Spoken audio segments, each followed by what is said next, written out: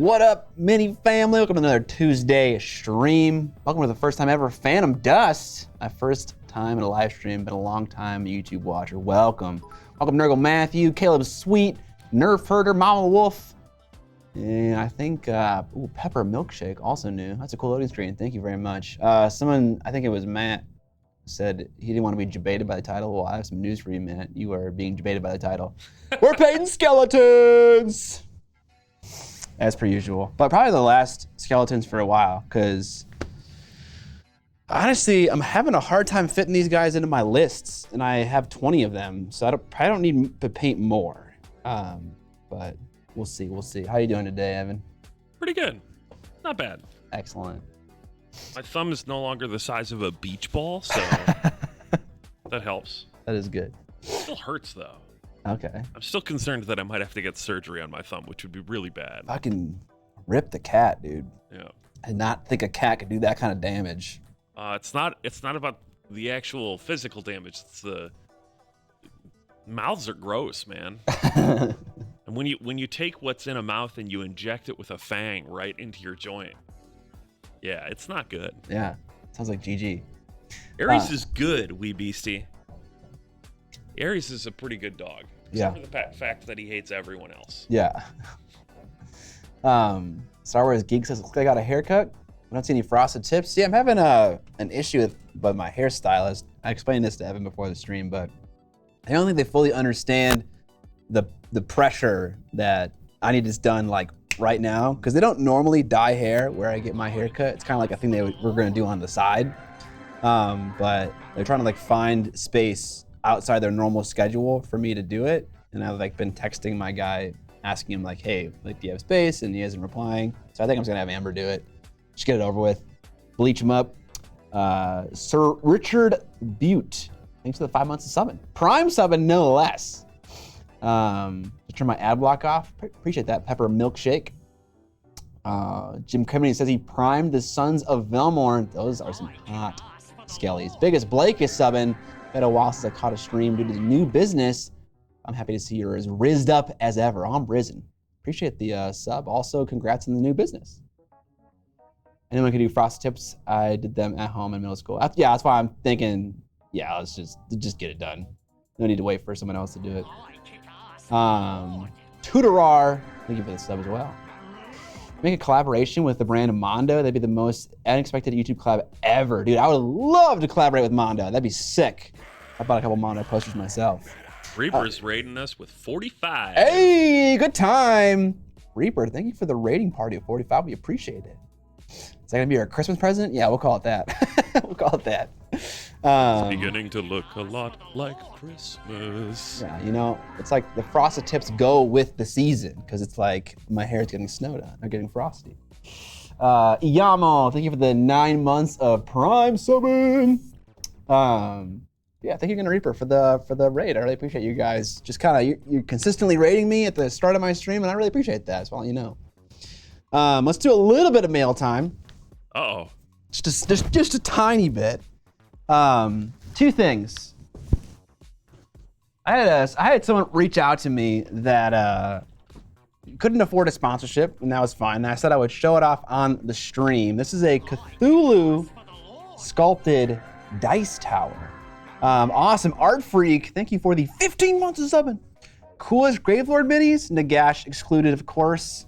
I'm stricken between the leaders. My favorite is Neferata. Although some of those Cursed City models are pretty sick. Some of the Underworld's vampires are pretty sick. Kato Ezekiah is pretty cool. A little bit stuck. Yeah, get those fingers up in there. I don't know why the fuck. I'm feeling the print lines. Yeah, I don't know. He's feeling the print lines. That's definitely a clip right there. Okay, anyways. This is a dice tower. The mechanism is 3D printed inside of it, and then everything else is hand sculpted around it.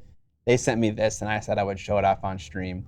If we're curious what the Kickstarter is, it's from the company Unnatural 20 Art. Is it live right now? I believe it is. And if it is live right now, we're gonna give this away during the stream to a lucky viewer, pending a sub goal that we hit. And if it's not live right now, then we'll give away a cutting mat. That is a tentacle butthole. It does kind of seem like it. Scott, please. Unnatural 20 dice tower. Hey, someone got it. I got their Mimic dice box, and it's dope. Just joined, and Scott's immediately fingering a Kraken. It is live right now. Cool. It's 79% funded at the moment. I'm going to throw the link in the chat. Please do. Not just the Cthulhu one. They have like a sea monster and some sort of bone thing. Maybe this It's just a horror. Oh God, it's like, you know what? Just see it for yourself. Click the link. It's in the chat. Link in the chat right now. If we hit 50 subs this stream, we'll give this sucker away. So we'll get that sub goal up on the screen, and we'll give this away. Pretty cool. It's oozing with handmade, which is always a good feeling. It's also meant to be painted, which is pretty cool. Okay. The last bit, yeah, a miniature, right? Not much of a miniature. I've been looking for some gnarly dice towers for my players to use for serious dice rolls. TM, oh yeah, you need it. My editor, Alex, he didn't get it. He was like, why would you pay for a dice tower for $40 when I can just roll the dice with my hands? And it's like, Alex, you just don't get it, okay? Sometimes you have to buy more stuff. Right, there's that, but also you gotta have the special dice tower for that moment, you know? Like, you're gonna die. This is a death save. All right. The guys that make God Hands reached out to me, and they were like, hey, we wanna work with you. We're gonna send you some stuff to look at. Hey. So let's look at it. Sadly, they didn't send me the fucking clippers. Oh, well, I've got God Hands clippers. I do too, but I would have liked another one. Yeah, can we get a whole drawer of God Hands? That would be sick. Yes, please. Okay, so let's toss over the paint cam. We'll take a look at each of these products one by one and kind of just see what is going on. What do you mean paint cam? You know, the favorite one you never like to go to. Oh yeah. I forget it exists sometimes. Yeah, we're gonna zoom out just a little bit. Okay, this sanding sponge board, brand new novelty item, a sanding sponge board. Okay, so it's two different grits, and there is a core in the middle of it to give it some more rigidity. Nothing incredibly special, but yeah. It looks softer than most of those types of products. It might be. This was interesting. This is a thumb palette. So it has a ring on it right there. And palette paper to replace on here, and you're supposed to paint your thumb. And now, honestly, I have thought of something like this, but not for paint so much as for like wicking the paint off your brush. Like if you didn't want to like put your brush in your mouth like most normal people, you could have like a sponge on a ring on your thumb, and you could like dab it on the sponge to get rid of the paint.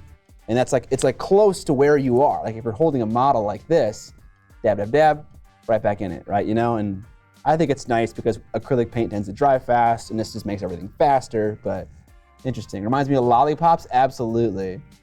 It does, it actually has some kind of palette paper, and yeah, it's bendy, so it's some kind of paper or plastic or something. My assumption is it's just like other paper palettes where it's really just something so you don't clog up the thing with texture. Yeah, that's probably true. Okay, cool.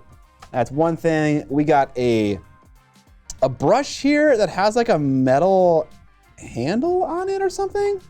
Let's open it up and see what the heck is going on. It's very cool that they reached out to us, but the packaging also is still in Japanese. So, yes.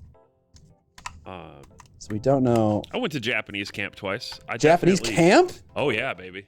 Language immersion camp. I stopped going because it tried to kill me both times. How did they try to kill you? The first time I got permanent arthritis in my wrist from an injury, and the second time I was one of 340 people to get whooping cough in the state. Jesus. So I learned my lesson. Okay. Weighted, perhaps? This is a normal ass paintbrush, and this is a cap for it, it would appear. And by normal ass, I mean, I don't know. That's not super useful to us as miniature painters. And I did say this. I told the guy, I was like, most of the brushes that model kit painters might find useful are not useful to miniature painters. We use these kinds of things, but if you want to send them to me anyways, feel free to. And he did, so. Could like stipple with it or something, I don't know. Yeah, it definitely has a use. It's not like a daily driver. Short grip paintbrush. Look at that. That's got quite a few amount of hairs in there. Extra sharp point, extra fine with a little tiny grip. Look at that. It's like a picture of a bunch of like tiny babies right there. That actually looks useful. Yeah, I could see it being useful for like, I always appreciate small bristles for like oil and enamel work because they don't dry on the tip very fast, and it's nice to be able to place them in very specific areas. Yeah, this looks nice.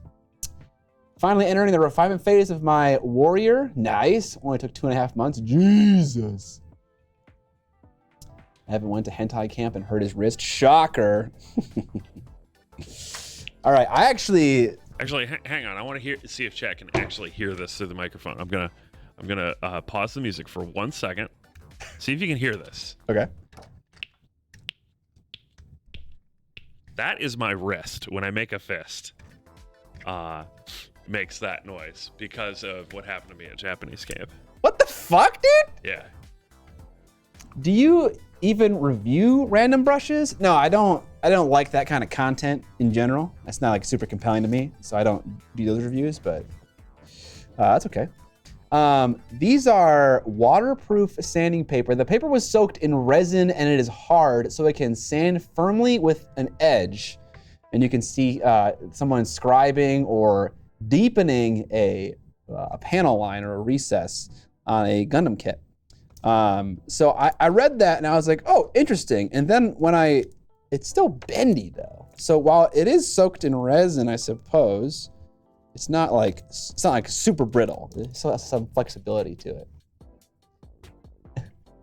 Yo, samesies on both hands. Yo, you broken. Speaking of Miniac models, class, question mark, class. We're doing one at LVO. That's it though. And that, oh no, there's one more thing.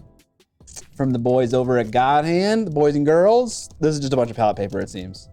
Which is just paper, you know? Paper with God Hand inscribed in it right there. Look at that, cool. All right, and that concludes mail time. We got some fun things from some fun people. I wanna show you guys this. So I love, Tamiya makes panel liners, and the brush is captive in the cap itself, which is just so nice because like, I don't have to like remember where to put my like enamel stuff. And the 8 King ones don't come that way. And I found a blue that I really like to use. It's called Raider Earth. And I just took one of Emil's brushes because they're just, a lot of them are really small and just not useful to me. And I chopped it. And I super glued it in here with a ton of super glue. And it's been working great. Mail time encore. I don't know. Sorry, ML, if you're watching this. I need to apologize. You're putting it to good use, Scott. Yeah, it's actually, I'm going to do, if I find other ones from AK or just any brand that has this kind of thing, like an enamel or an oil panel liner, I'm definitely going to sacrifice some, you know, thin, small brushes, like that little tiny one we saw, and super glue them in some caps. Don't tell ML. Yes, don't. No one clipped this and sent it to him on his Discord. All right. Let's paint some boner boys. Yo, you got a pair of God Hands? I do, yeah. I got some, they're at home though. I don't have them here. I have some nice ones here from a different company. So I didn't feel the need to buy more for the office. Dang, I got a bunch of old brushes I could do that with. Give me the God Hands, Scott. No, not for you, Dan. Dan was looking at my God Hands with envy last night. Oh yeah? Yeah. He wanted me to put my God Hands in his hands. Whoa. That sounds sexual. All right. And last we left off, we were painting some of the bone. Imagine that, painting the bone of skeletons. The best Games Workshop product I ever bought was their clippers, and that's been my nail clipper for 10 years. Wow. That's some expensive nail clippers.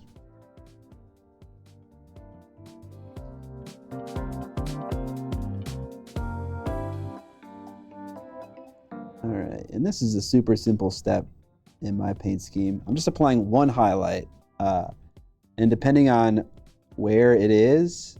Like if it's the forearm, it's like a mid highlight. If it is the leg, then it's a darker highlight. If it's like the head or like the rib cage, then I do a little bit of a brighter mix. It's pretty simple. It's one little dab. My hand was swollen enough from the cat bite that I couldn't make it click like that last week. So I guess I was fixed for a while. And speaking of fixed, so is the new cat now. Is that like the behavior is fixed or like? I mean, he had his balls removed. Oh, man. Where are my balls, Summer? Where are my testicles, Summer? Oh, that's what he says. All right.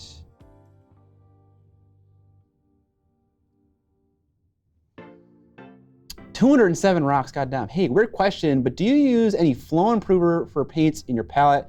I can never seem to get my paints thinned enough to be so creamy, even with inks.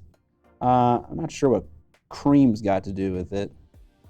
But no, I don't ever use flow improver unless it's like inadvertently while I'm airbrushing. You know, some airbrush thinners have flow improver in them. And so in that case, yes, I am using flow improver. But when I'm just painting with a paintbrush, all I use is water.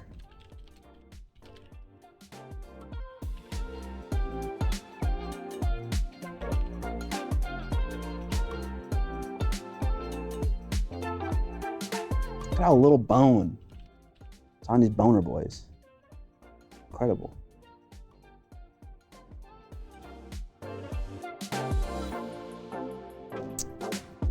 All right, did I get it all? I think I did. These are Adric Knight. These are the Cursed City ones, which are a little bit different than the normal skeletons. Strangely. All right, that's 5 done. Got 4 more to go.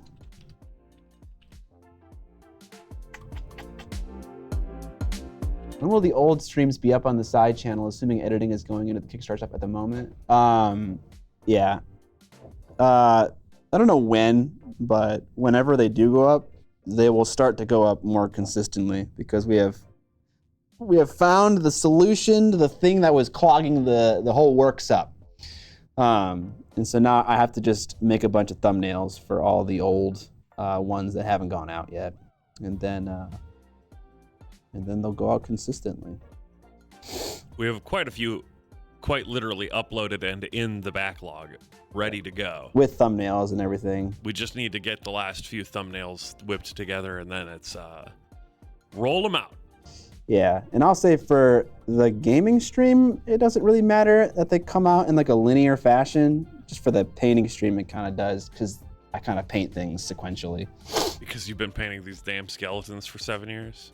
I actually haven't been. Yeah, it's not that many, but skeletons in general, though? I've been painting skeletons in general for a long time. But these guys, I started at home.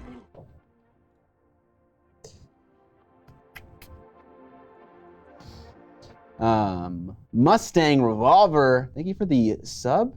The 2 gifted subs, I appreciate it. Mm-hmm. If you got a gifted sub from Mustang Revolver, make sure to let them know that you're grateful. Any chance to have more distinctly different thumbnails between stream types, like gaming versus painting? Are they not distinct enough? I'd hobby, but I'm working. Lol. Caleb Sweet, thanks for the sub, or the gifted sub again. Soulblight currently kicks major ass in Warcry. All right, good to know. Good to know.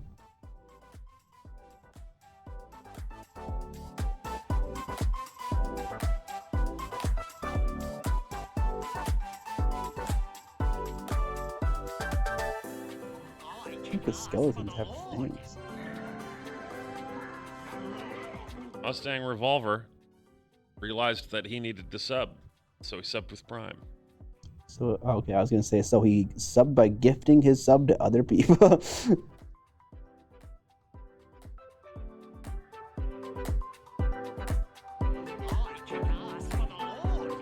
Appreciate the sub, Mustang.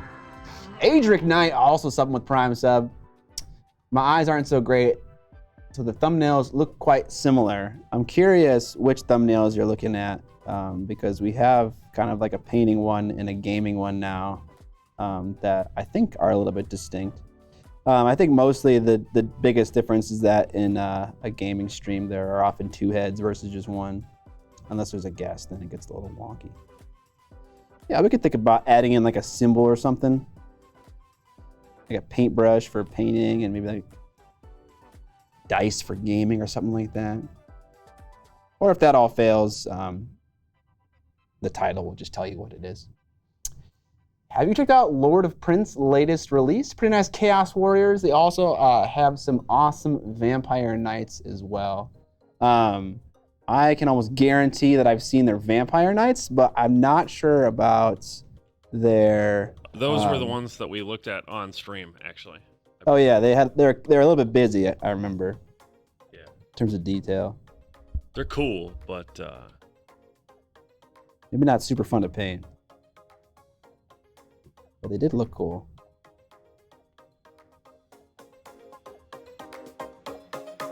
Oh, tiny little fingies.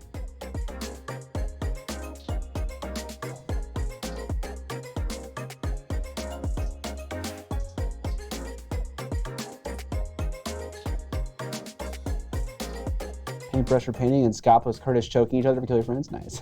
Yeah. Maybe add the kill your friends logo. That's a possibility.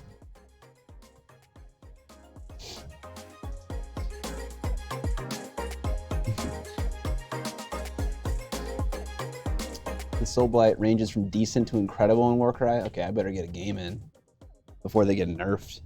I can stomp some people. Keep this win streak going that I got on stream. Scott, you've never won a game on stream. Yeah, that's true.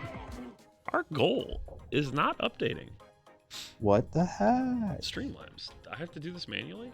I kick ass for the Lord. That's fine. I can do it. Annoying.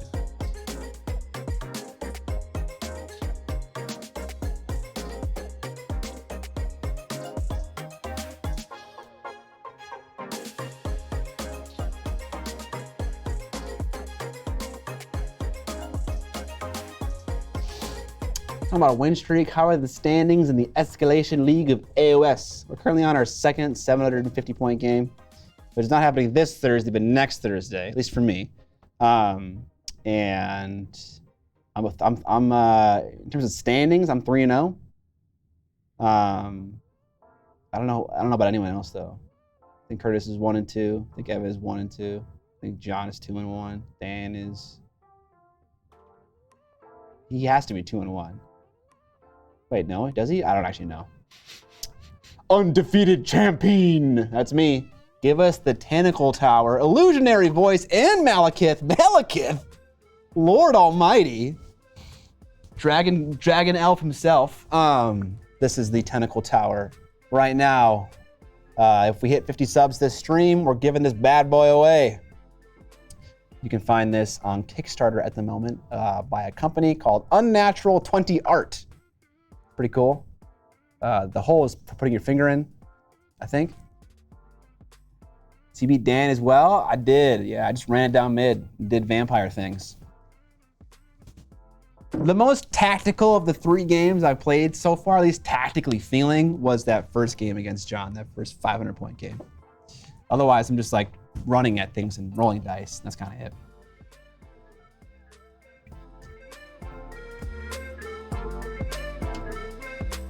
Scott, I got a question for you. Yes, sir. Why the hell aren't you drinking Dr. Pepper? I'm trying. So I used to be really good about only drinking soda on the weekends, and so I'm trying to get back into that. And like also like eating snacks and stuff like that. Because I think last week I ate fast food out so many times. I don't know, maybe like 4 times in the week. And like on Thursday, I like before the gaming stream, I ate canes, and then John came over for the podcast on Friday. And the you next ate day, canes. and I ate canes again. And like I was feeling like shit, like not gonna lie. So I need to dial it back. Scott, you're getting old. That shit will catch up with you. I know, dude. I kind of already is. Blood Knight survived 60 attacks. Yeah, that's actually, yeah. Hold on, let me back up a little bit more. Reynolds, evening or afternoon. Scott and chat. Penning up my Grey Knights for escalation like I mentioned on a previous stream. Currently got 3 Paladins and 5 Strike Squad Marines finished. Excellent. Scott's gonna get all his little thingies yoinked in a minute. You doesn't stop putting them in places they don't belong. Yeah, dude, this thing just bites my finger off. Yeah. Dan had this like sick, like alpha strike move where he ran up 2 units of 5 Pistoliers. He shot at me in the shooting phase. He charged, and they can shoot again while they're charging. And then he swung with at least one of the units before I could swing back. And I think all those dice, he killed 2 Blood Knights and wounded a 3rd. And then my Graveguard just charged some ungodly 10 inches and then killed the rest of them. The rest of the Pistoliers. It was unfortunate. What a shame. No. It was regrettable. Actually, I don't think it was 80 dice. I don't think you rolled 80 dice. Right? You had 10 total models. And if they have 2 shots apiece, that's 20 and then 40, and then with a swing of 1 melee squad. What is that? Like another 5, 45, 50? I don't think it was 80. Barney! What's up for 5 months? Thank you, sir. Unless I'm forgetting something. Scott's got to be in tip-top shape for the Frosted Tips photo sheet. You better fucking believe it. Nerd Outpost, thanks for the Prime sub. Yeah, it's closer to 60. Yeah, I don't know what their stats are. But yeah, but when the Pistoliers died, then I just ran everything else up to his big old unit of handgunners and halberdiers and waged war with my vamps. My 2 units of Blood Knights. Whew! Spicy.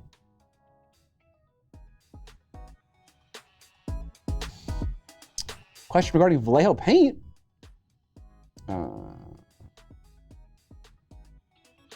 They're glossy? Are these game color or are they model color? Game color, gory red and bloody red have a very gloss finish. Are these the new? I'm assuming they're the old ones. Yeah, probably the old ones. I don't even think the new ones are on shelves yet. Yeah. So, it's just the paint range. it's just the paint range. I'm dying. Everything's fine. We're all fine here. Can always just hit it with some matte varnish, or even mix in a tiny bit of matte medium if you want to dull it a little bit. Has anyone ever like mixed matte varnish into paints or like any kind of varnish? Oh, no. I'm not suggesting mixing the matte varnish. I said hit it with matte varnish or mix in matte medium. I'm not suggesting that you suggested that. Okay. I'm just asking. Like, I really want to know the difference between the 2 different, what am I trying to say?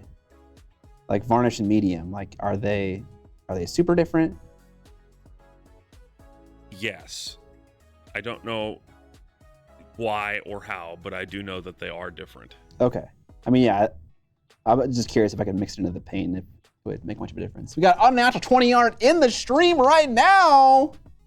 Hell yeah. Giving away this bad boy. Unpainted though. So you gotta paint it when you get it. Doesn't count as a miniature. I don't know if it does. I mean, do you think Cthulhu is that small? Fair. Is that the real horror of Cthulhu? Fair. This is a miniature, okay? I'm standing by it now. Evan has convinced me. Yeah. All right. At 50 subs, we're giving this bad boy away. It was a fun game with Vibe, then Vibe the Trouncing. Game Ven Whitby the Trouncing. Dan, proofread your shit on the internet, okay? I think he was saying it was a fun game even with the trouncing. Ah, yes, yes. See, I can suss it out.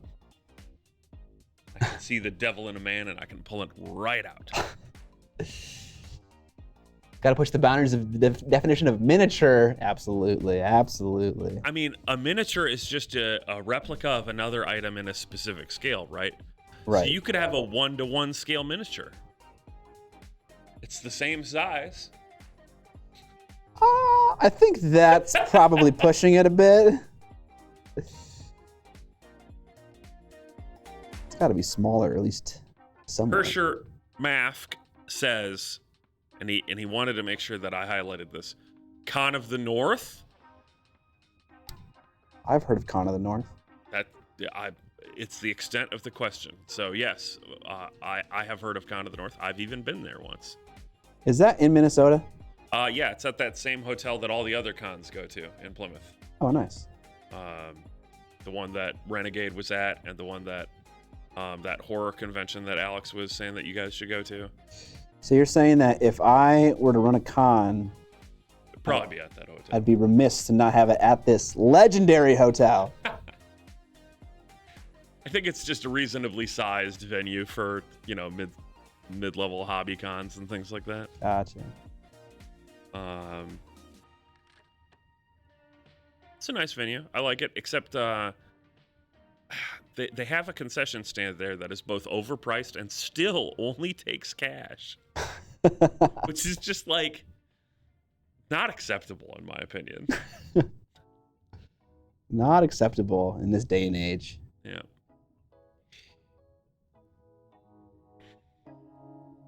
We're at the point now that food trucks all take cards. This is true. If you don't even have the same capabilities as two guys in a oversized van with a deep fat fryer, Making hot dogs. yeah, or pizzas or whatever. Deep frying pizzas and hot dogs. Oh, man, I would totally get deep fried pizza. I will say the most disappointing food truck that I've ever been to in my life was the Best Sign, which was cheese curd tacos. And everyone went nuts for them because they're at the state fair now, and I had both their kinds, and they weren't good. They were not good. Rufus, I think Evan is implying that I am mid-level. How could he? Deep fried hot dog pizza? Ooh! I'm gonna relocate my family to Minnesota. I need to wrap myself in the culture of miniature wargaming hobby. You do, and it is here. Only here. I wouldn't say only here, but it is hot and heavy in the upper Midwest. It's only here. I kick ass for the Lord.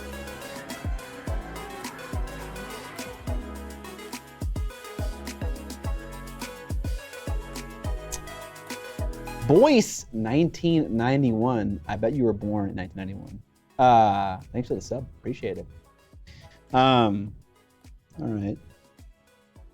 Been reading the chat too much. I'm not making enough progress here. Evan, you take over. Yeah, you gotta paint. You gotta finish these fucking skeletons so they don't have them for another stream. I'm just gonna take the chat off of your screen. What? Don't do that. Hey, the sub giveaway reset or it's gone or? Yeah, it's totally not working. I'm doing it manually right now. Oh, okay. Because these bars only update when you're live, Scott. That's what it says. Okay. So let me ask you this question, and I'll ask this to chat as well. Are we live right now? I think so. For the winter, Scott already painted Halgrim. In fact, if you look at his True Metallic Metal video guide, that was basically the start of him painting Halgrim when he painted the Halgrim's halberd. Nice. I mean, that's what it is, right? He has a halberd. Are you saying halberd? Halberd. Halberd? Halberd.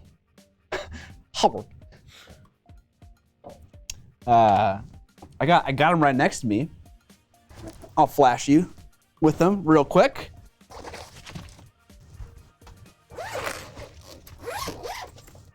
Come to daddy. Oh, he's behind a vampire. Jim Halberd from The Office. Give me that painting cam, Evan. God damn it. Just stay on it. I hate you. Thank you. There he is. This bush. These bushes. He's so shiny and chrome. He is quite shiny. Ooh, flashing. Everyone loves a bit of flashing. On their models, at their sports events.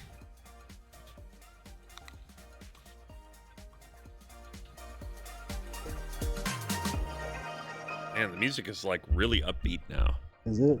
Is this hype mini painting right now? No. Maybe. Maybe. Evan, you participated in a tournament over the weekend. It's true. How'd that go? Okay. I have come to the realization that my biggest weakness as a player is I play too slow, and my opponents play too slow. So I ordered a chess clock.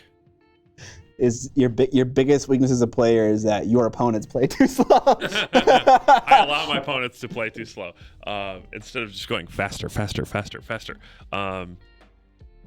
Yeah, no. So all three of my games ended on time in roughly round 3 or 4. And if they had gone to completion, they all three would have been crushing victories for me. Okay. But I had only basically taken control of the game at that point. So my first game, I actually lost on points, even though me and my opponent agreed if we played even one more round, it would very clearly be a win for me. Lol. And then my next 2 games were narrow victories on points, even though, again, I had complete control of the board at that point. But it was only end of round 4, and I needed another 2 to either score the points or clean them off the board. So, Rufus, here's the issue with that. Maybe I'm playing at my peak when I play slow, but that's just it, is I need to start moving myself faster to give myself time to win the game, even if it makes me worse. All 3 games were fun. I had a good time. The tournament was really good. Had insane prize support from Simon. Adam hooked us up, and it was 18 players, I think, and there were 8 starters and another like 14 unit boxes or something. So everyone got something. I got another Free Folk starter box. Nice. So Resin Mancer, thank you for the rating party at 2. Dr. Fisker asks, do you have a lot of experience with casting companies? I'm curious which one is considered good. This is hard to judge. I don't have a lot, but I did move through 3 companies before I settled on the one that I use now for my own models. And also I bought a ton of resin models from different companies that do their own casting. So I have some experience.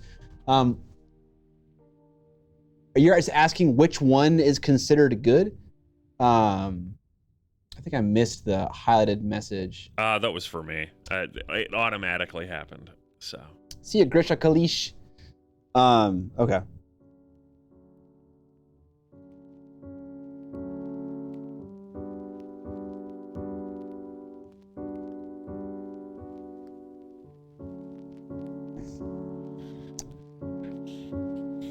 Doesn't really matter about getting paint on these legs that are kind of hard to reach up here.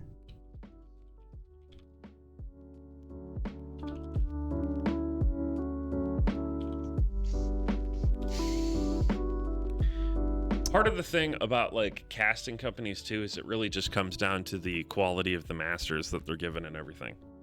So, for instance, Iron Wind is a OEM for a lot of metal miniatures, and some of them are of better quality and some of them are of worse quality. To give you some context, Iron Wind notoriously does the metal BattleTech minis, which are okay. They're fine. They're fine.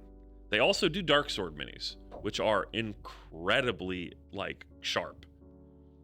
And they're able to do that because it's about the quality of the molds and masters. So the casting company is often responsible for the molds and the masters. Well, Other than on hand sculpted minis, obviously. and that's just it. Is a lot of these are hand sculpts. So I'd be surprised. I know Dark Sword is hand sculpts, but majority of companies do 3D models. And the nasty. Ironwind BattleTech minis are their retro minis, like the ones that have existed for a long time. Gotcha. Not their modern lineup. Yeah, actually, and Dark Sword, on that note, has actually done some 3D molded stuff rather than hand molded. Ooh. Interesting. Mm-hmm. Skeletons? My goodness. I know it's a shocker, right? Tomb King Tristan, let me just break it to you now. We're not playing AOS this next Thursday. So Uh-oh. I don't want to upset you. Yeah, they used to be Ralpartha, yeah. Never heard a good argument for why a tournament shouldn't have clocks. Oh yeah, so I wanted to ask you, what is your intent with buying a clock? Obviously, you want to improve your own speed, but are you going to bring that thing to a tournament and expect people to? I'm not going to bring it to a tournament, but I am going to start bringing it to the local night because I think it's our major weakness as a community. We have a lot of good players here, but even our faster players, I have now watched a substantial amount of the people that play online on TTS and stuff. And we make the right decisions, we make them too slowly. I watched like Mickey from Stats play, and Mickey is a great player, don't get me wrong. But he finishes a game in the time that it takes us to finish 2 rounds. It's a whole different thing. And since the tournaments, you only have an absolute max of like 2 hours around. Our regular song nights, we go an extra hour beyond that or more. And that's a completely different pace of play. Yeah, but like you said, Mickey has played literally hundreds of games of Song of Ice and Fire. So have I. Are you gonna expect people that are like more of a probably there for a casual experience on a song night to play with the chess clock? Yes, but I'm not going to like hold them to it. I'm not going to be like, oh, you're DQ'd because you went too long. I just want people to start being cognizant of it in our community because when we show up to tournaments, games are not ending the way that the game is designed for them to end. Because there is no rule in the rule book for the game to end, after X amount of time. It is points or you've cleaned the field. And most games should be ending like that in a tournament, in my opinion. Or at the end of round 6, the end of the game. Okay. So. All right. Yeah, I also agree with De Kratzberg. Talking out the end of a game feels bad. Yes, I would rather just play the game rather than be like, okay, and then this happens, and this happens, and this happens. I find that very difficult to do because you never know what's going to happen in a dice game.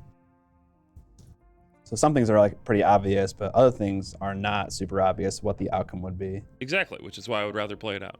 Yeah.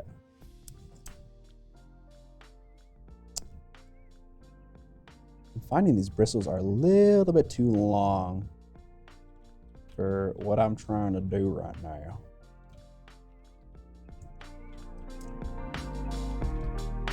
Why am I not using a mini holder? I just have 10 dudes. I don't really have 10 mini holders. So I don't mind doing it the old-fashioned way. My favorite part about that is we had a conversation about mini holders like a month ago, and you were like, man, I always paint with mini holders. If I'm painting a single model, yeah. And that's what I'm doing the majority of the time. Except for right now. I do have a bunch of bottle caps that I at one point have used as a miniature holder, like a very inexpensive one. Oh, yeah. Those are all attached to models that I never finished painting. Lol. There we go.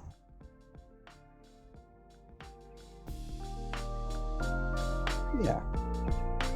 You don't need a model holder to paint minis. Remember back in the day when we all painted minis this way, guys? It was great. I still paint them that way. Nice.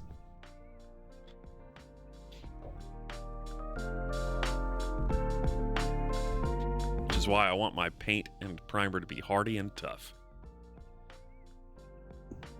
Take a beating. Makes my hands cramp up something awful. That's fair. What do the words finishing a miniature mean? It means that I have either exhausted my creative stamina or I don't know. I guess I decided that a model was done being painted. Woo! Them some crispy teeth right there, squad. Psychic Evo. Does the Evo in your name stand for extra virgin olive oil? Shout out to Rachel Ray. Psychic extra virgin olive oil. The pack can also help with slow play by having predefined terrain rules and battle plans. That'd be actually, do we do that in tournaments and Song? Because that should be a thing. The terrain should just be set up for each map. It has been done at one local tournament. I agree with you. A lot of people don't, but I would like preset terrain. The league that I'm running, I have been doing alternative rules both for the game modes and the terrain each round, and this round is preset terrain with one side favored, so the terrain roll-off actually matters, deciding which deployment you're going to get, as opposed to most games of Song where people just pitch the terrain to the sides like cowards. Not me. Never. Yes. Or they put it directly in the middle so it doesn't matter what side you deploy to. Okay. I want in equal sides. I always figure strategically, if I want to have that roll mean anything, like if I lose it, I'm gonna put like a barricade, like favoring one side or like something like that. Yeah. I don't know. Yeah, luckily, Berg, that's not a thing in Song. Units, as far as I'm aware, only ever have one attack profile for melee and one attack profile for ranged, and you can't shoot when you're in melee combat, so you're doing one or the other. Not like in AOS where it's like, okay, now my mount attacks and it's got two different things, and then I have my sword, and then I have my special rule that once per game I can make an attack with my scepter, and then this guy assists, and so on and so forth.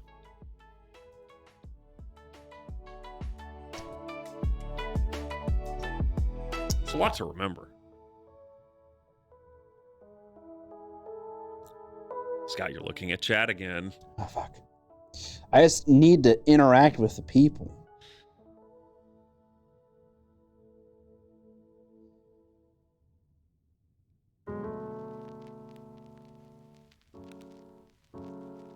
So Cornflake Justice said a little ways back in the chat, trying to take the advice of using a bigger brush, and oofed, it's a challenge to change main brushes. What size are you painting with right now, Scott? Right now, because I wanted to hit all these teeth on the skeleton, I'm painting with a size 0 Da Vinci. Okay, but normally you paint with what, a size 1 or a size 2? It depends on the brand. The one I was just using, I was a 2. And honestly, I could get away with painting the model. It just would be a little bit more uncomfortable. But yeah, a size 1 probably is normal. It's always hard to say because the brush sizes are just different for different brands. Any tips for OSL? Hello, Kana. Yeah, sure. I have like a general tip. When you're thinking of OSL, you need to think of it in terms of light and color. So if you are like working on your OSL effect and you like snap a picture kind of in the middle of the process to kind of like just see how you're doing, turn that sucker into black and white. And if all of a sudden the OSL effect vanishes, you are failing. You are not doing it right because it needs to increase in brightness around your object that's creating light, but also tint in color. Or maybe not tint in color. Maybe a guy's holding a lantern that's casting white light. So yeah.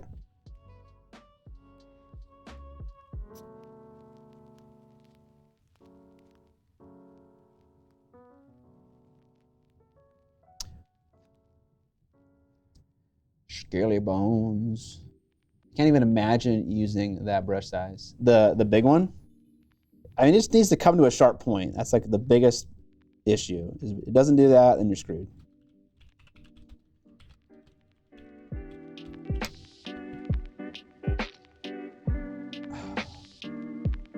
Over the weekend, I I don't know. Whenever like the holiday season comes around, I just feel the need to watch a big box sci-fi movie. Zentra, thank you for the Prime sub. We appreciate it. Because like, I don't know, for like maybe like 5 years in a row, I went home to visit my family around Christmas time, and there was always like a Star Trek or a Star Wars movie playing in theaters. And they don't do that so much anymore. But I always loved that experience. And so I watched, did I already say I watched Rogue One recently? I know we were talking about it, but I don't know. We were talking about Rogue One last week. I watched Rogue One because we were talking about it so much. And then I watched Star Wars Episode 7 because there's just like the speech that the main, what's the name of the evil guys? Something First Order. The speech that the First Order guy does right before they launch the weapon for the first time is so fucking evil. I love it. So I wanted to hear that speech. So I listened to episode. So I watched Episode 7, and I also watched Episode 8 because I only ever watched 8 one time, and I hated it. It was so fucking bad. And I wanted to see if I still hated it, and yes, I do. It fucking sucks. It's a terrible movie. There are good parts of it, but man, there are so many bad parts. General Hux, thank you, Key and B. I appreciate it. Watch Andor for the love of Pete. New Dune was good. That was good. Man, okay, I keep hearing about Andor. I should watch it. You guys are right. I should watch it. 01 makes sense. Just feels weird. Okay, got you. I should watch Dune again. I kind of saw it recently, like sometime this year. I think at the beginning of the year. I think it came out this year in the winter, right? 8 has some really interesting ideas, but not a great movie. I think I can agree with that. Yeah. Did I don't think I did send you this. Not to start a giant debate in chat about AI art, but one of those AI art things was given the prompt, Dune in the style of H.R. Giger, and it is awesome and wild. Yeah. Yeah. I don't mind AI. I don't mind tech innovation of any kind, literally, even if it's stomping on my my play area. Dude, I love Bill Skarsgård as Harkonnen. Yeah, it's good. Here I am rocking a number 6. Woo! Disney planned that, but the last one didn't do as well, and they bought Fox, so Star Wars will alternate with Avatar, unless it's changed in the last 6 months. Triopscrath, paying the old boner boys. Loving the collar of the breastplate. Thank you.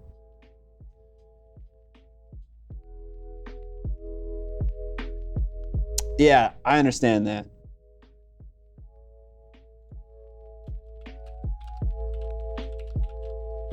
Rufus Kit. Rufus Kit is the point that Rufus Kit is making, just for the listeners who aren't reading chat or someone who's watching a VOD after the fact. AI scans art, real art, to build a database to know how to make art in the first place. So it feels bad because you are, in a way, ripping off normal art. But I might argue and say that the machine is ripping off normal art in the same way that I rip off all forms of art to inspire my paint jobs. Maybe it isn't the same way, but I guess you could make an argument saying that. I just thought of that for the first time, so I'm not sure if that's actually a legit argument. Anyone here playing Shiv 2? Not I. I think tech innovation is great, but it does move art even more in the direction of a commodity as opposed to a human expression, and that's not the best. Stellan Skarsgård. Gonna base the Skelly Boys? Yes, that is my plan at least.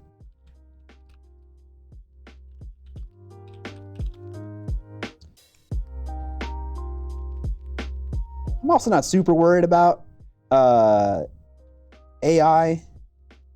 a ton at the moment, just because, I don't know, I watched that Michael Jordan documentary and he taught me to live in the moment. And in the moment, that AI art is not a threat to me in the slightest. Maybe it will be, but maybe I shouldn't worry about it until it becomes an issue. That's fair. Are you excited for VinciCon? I was just about to pass that one to you. I am. I'm so excited. I'm gonna paint a lot of my Soulblight Gravelords. I gotta get those fucking vampires 3D printed before I ship out, though. When do you ship out?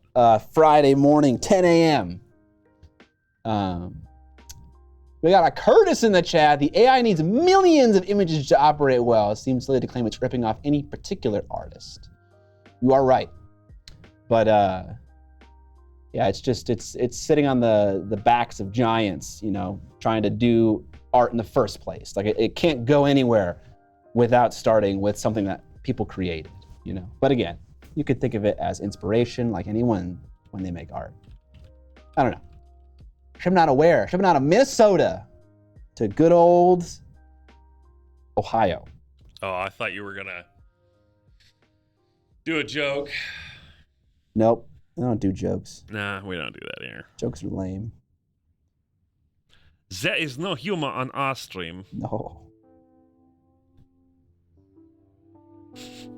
Caden 0090 says, I've been painting the ogres that you should have. The big boys will not be spurned. Love that. The big boys will have their time. There are too many cool man-eater models to ignore the ogre range. Also, there are a lot of really good, like, third-party made ogres that look really cool and are also like kind of like a man-eater thing where like they're like one-offs of a specific like style. Ohio is my home, but my home doesn't exist in this plane of existence. Whoa. Sky is notoriously unfunny. Rip. Geez, I was like, wait a minute, is this dude G.I. Joe now? Me? Oh, because of the side shave? Yeah. Because of the high and dry? No, because you said shipping out. Oh. And I'm saying you had a midlife crisis. You turned 30, quit YouTube, and joined the army. Oh, that's a military term exclusively. Okay. Yeah.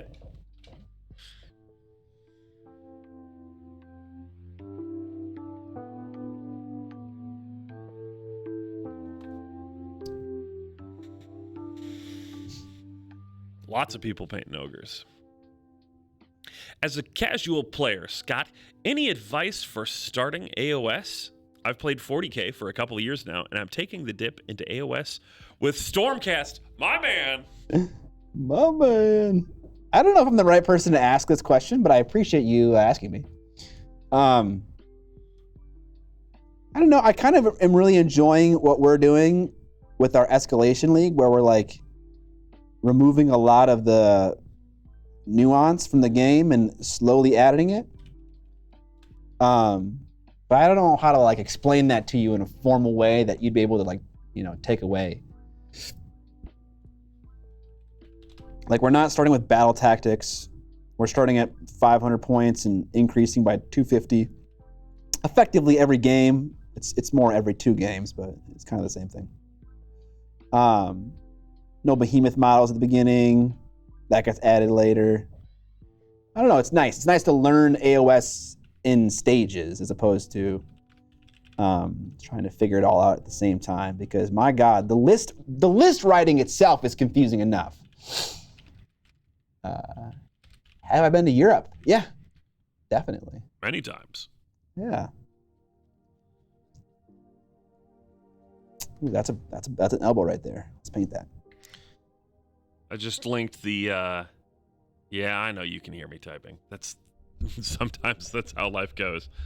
I just linked the master plan to paint an entire Age of Sigmar army video where you kind of go over what the Escalation League is and everything. Nice. Yes, that'd be helpful. Thank you. Been in a painting rut. I need to finish this Dwarven Frostgrave Warband I've been sitting on. Absolutely. You should. Love painting a bit of a warband.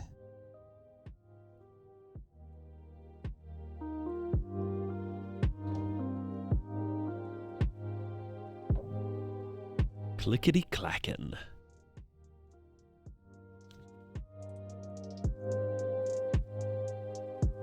Did we answer that guy's question earlier who was asking about like resin casters and like who are good ones and stuff? I don't know if we answered who are good ones.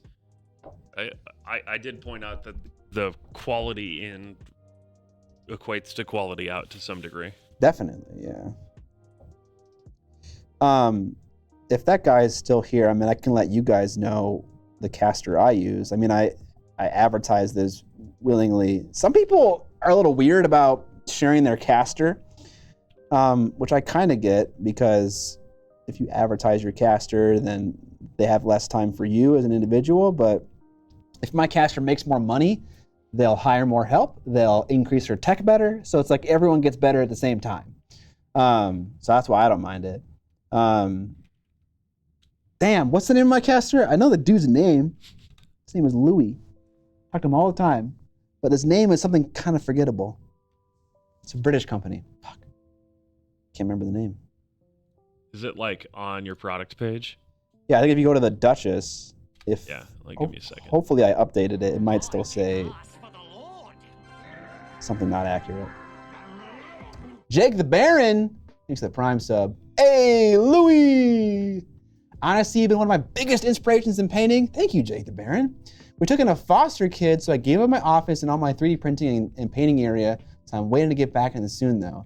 So honestly, thank you. Jake the Baron, shout out to you, man, for fostering kids. That is honestly an incredibly noble pursuit that not everyone has the energy and capability for. Like that's an amazing thing to give up your painting space for. Shout out What to it you. says right now is it's made by Broken Anvil. No, that's not true. Fuck, dude. What's the name of the company? It's like something really dumb. It's not dumb. It's just not easy to remember. If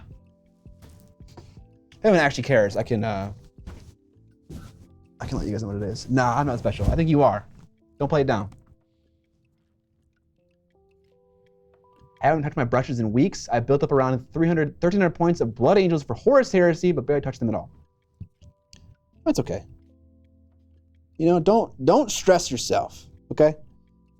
It's not like I feel like I don't know if YouTube has done this to hobbyists or if this is just a thing that hobbyists do to themselves, but like a lot of YouTubers are painting on a schedule because they have a deadline to meet for you know, a sponsor, or like I gotta make 3 videos a week, Scott. I make 3 videos a week.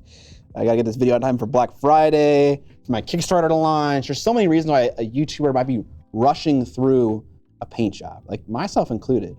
But that very often is not the case for everyone. Like you might have like an escalation league or like a game coming up that might encourage you to paint. But yeah, don't stress, you know? It's okay if you want to take some time off. It's your hobby. Key and B, I've successfully tricked 4 suckers, friends, into playing AOS. I always start with 500-point games or Underworlds, Warbands, and I put one objective down and we just go for it. That's awesome. You roll a bunch of dice. You've played AOS. Yes. That's the beauty of AOS. Jake the Baron said, honestly, Scott, you've been one of the biggest inspirations in painting. We took in a foster kid, so I gave up my office and all my 3D printing and painting area, so I'm waiting to get back in soon, though. But so honestly, thank you. Yes. I read that comment, and we're having a conversation right now. Although I'm sure he appreciates his comment being read twice. You know what? I do the same thing. What? What do you mean what? You said you know what? No, I didn't. Okay.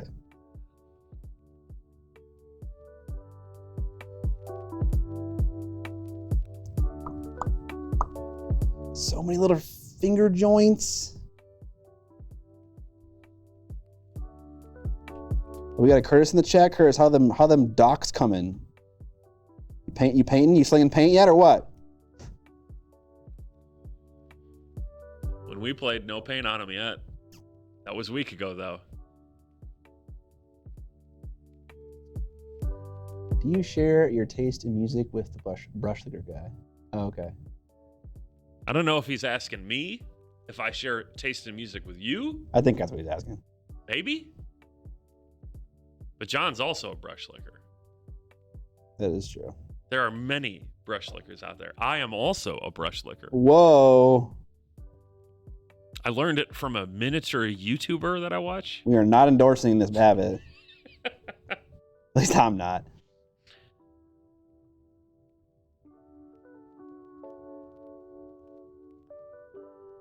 I'll get my mojo back one day.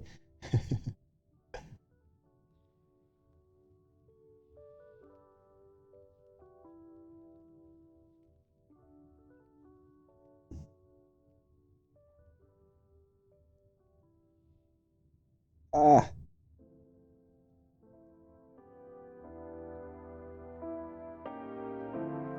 Sometimes if I make a mistake like that, and just like obliterate a shadow, I'll just have a little bit of deep blue in my palette, which is kind of like my base shadow for everything. I'll just come back in and fix that up.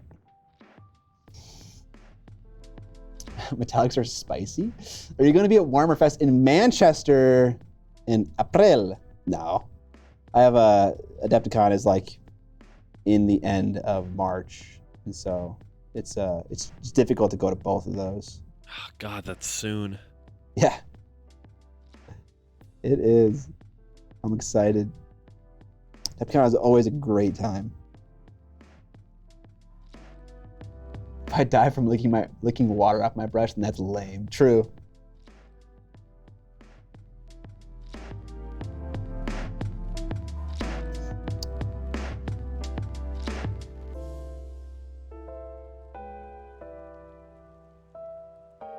Samson art guy with Scott. Yeah, we definitely share taste in music, me and Sam.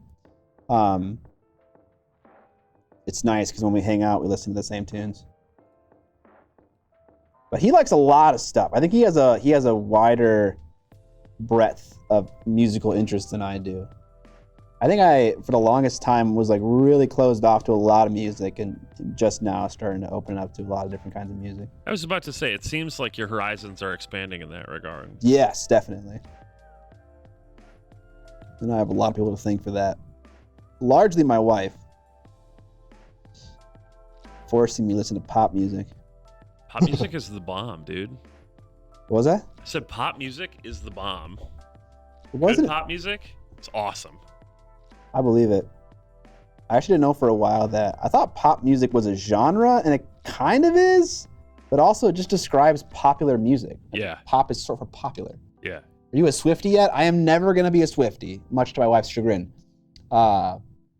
Never say never. I'm never going to be it. I've listened to so much Taylor Swift, so much, and I still hate it. It's getting in there, chat, eventually. But are you a Swiftie? Oh, Swiftie 5. My IQ is Heather. I think you mean Amber. She is a fan of Taylor Swift. Her new single. She has a whole new album. Does she have a new single? Always say no to T Swift.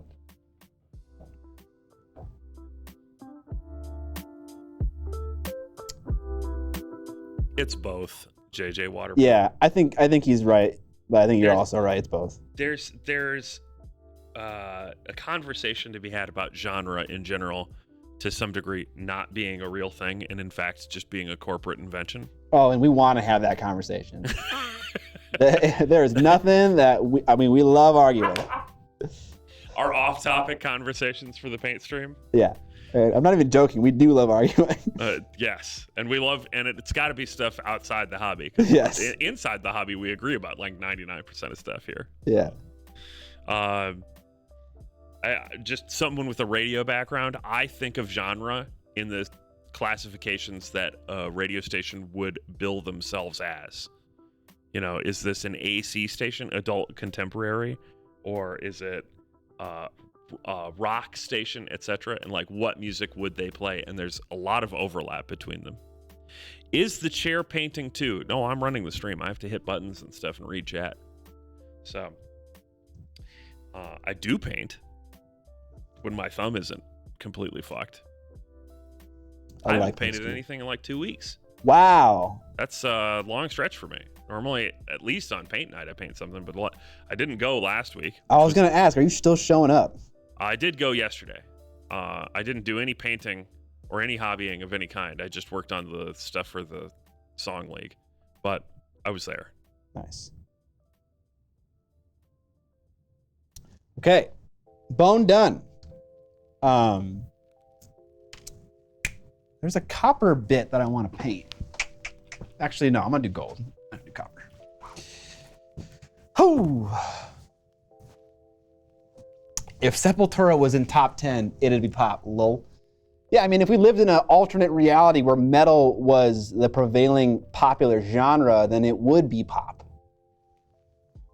But I guess, like, for instance, Stranger Things making Master of Puppets popular for a brief moment doesn't make Metallica pop. Yeah, or Running Up That Hill was also the other big one from that show. Yeah. Running? Kate Bush Kate Bush? from Stranger Things. I don't know who Kate Bush is. I know, I just don't know which actress that is. Oh boy. It's an opportunity for growth. Okay, I don't know some actor from Stranger Things. This is not an actor. Kate Bush is one of the most influential musicians from the 1970s and 80s. Let's figure out what song she's done that I've heard. You've probably heard "Running Up That Hill" because it like had a big resurgence because of the show. Babushka, Wuthering Heights, Running Up That Hill. She made a song or an album rather called Hounds of Love. It was a very popular movie. Not popular, sorry. It's a really good thriller called Hounds of Love. Yeah, I've never heard of any of these songs. At least by title. I might have actually heard the song itself. How does Kate Bush feel about Stranger Things? Okay. Yeah, I don't really know who this person is. That's all right.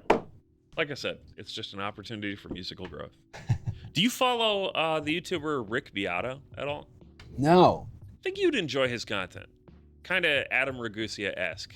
Okay, that's a good start.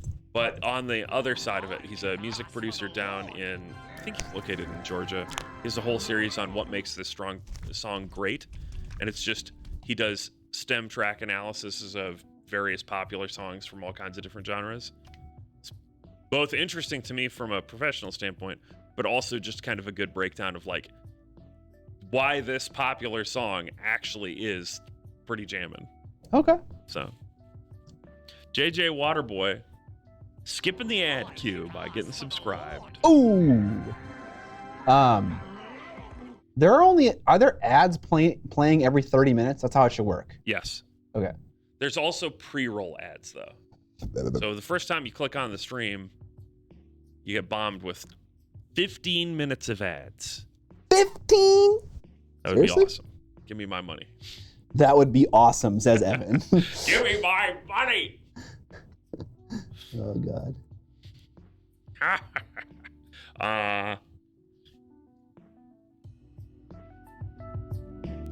There's one I read here, and I'm looking now. I think I lied. I don't think there's anything else I want to paint with the gold. Okay.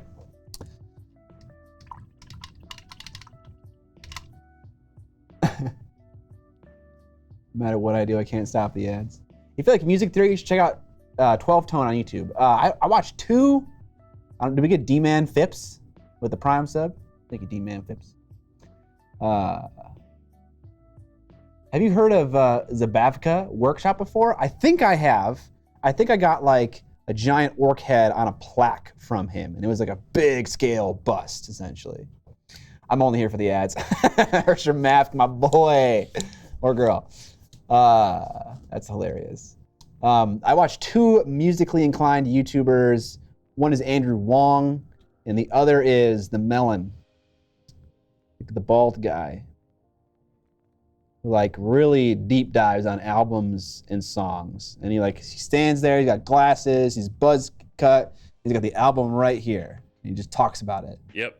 What the fuck's his name? What's his name? He always calls his head the Melon. He always memes about that. All right, back to the big brush. Fantano, Anthony Fantano. Yeah. Yes. Yeah, he did a melon tier list. That's awesome. Yeah. Star Wars Geek is saying that they subbed with Prime, but they still run no matter what. That is not how it's supposed to work. Do you refresh the stream after subbing? Because you should not get ads. That's the whole point of subbing, literally. What up, Trash Kitten?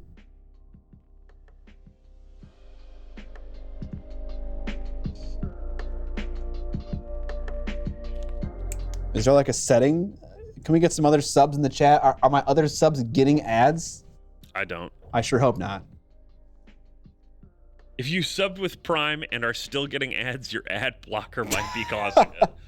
Oh! That's hilarious.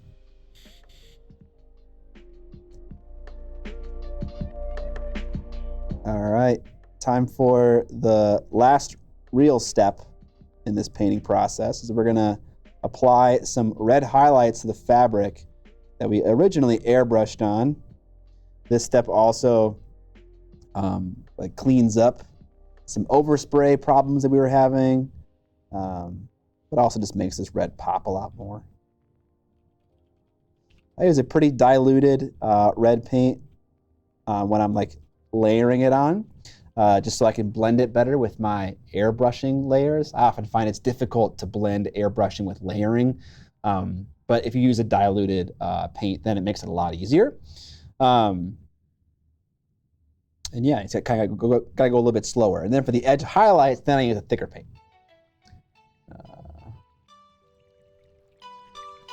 Too much Valheim? You're not getting that 3D printer working, bro?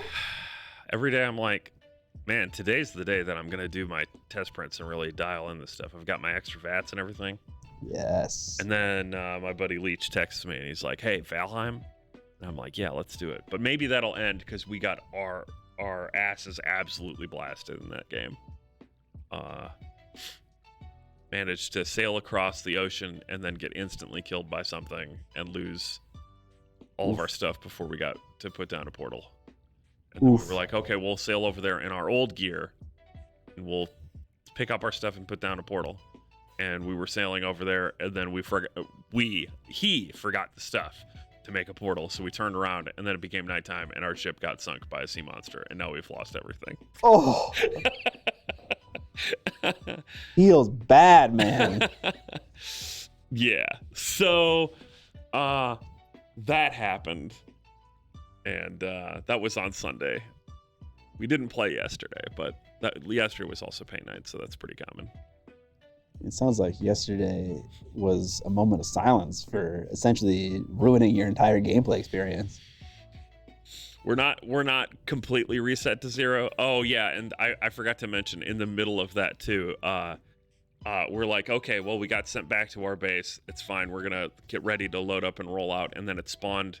It did like the you are being hunted by trolls event. The ground is shaking, it said. And they came and completely annihilated our house and killed us like 6 times because we didn't have our gear. This is why you don't play video games, kids. Yeah. And you only paint minis.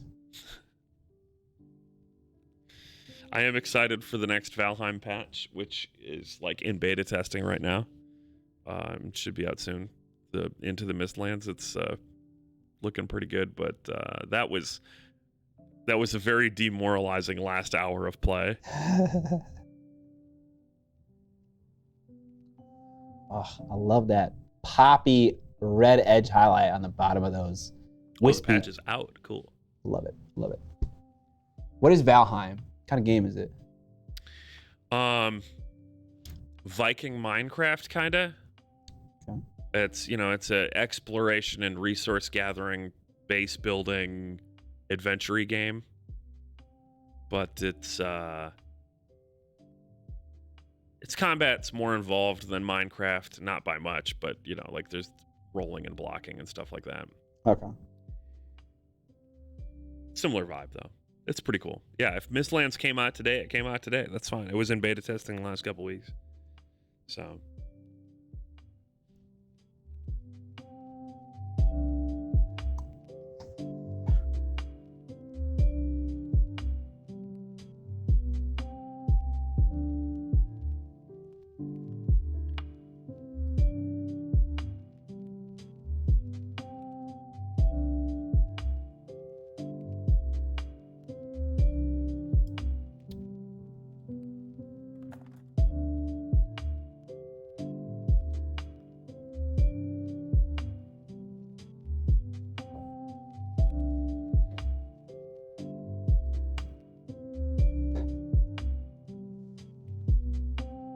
Minecraft has better graphics though. Lol.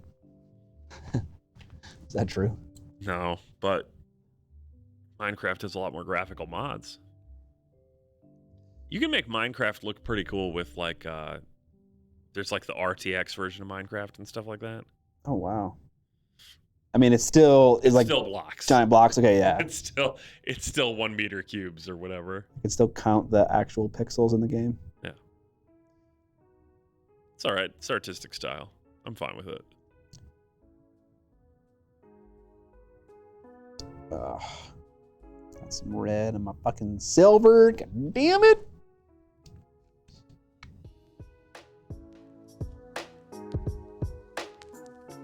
Watch this chat. Now he's gonna get silver on his red. Don't curse me with that. Don't you curse me like that, Ricky Bobby.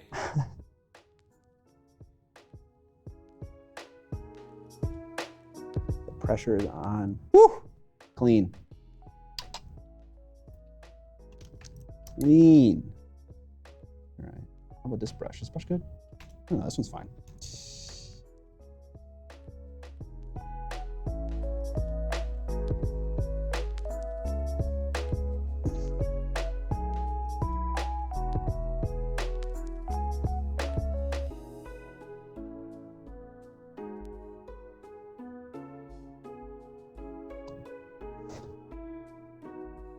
Lick it off the mini. Yikes. Yeah, I don't know about that. I've never done that before, but that sounds pretty extreme.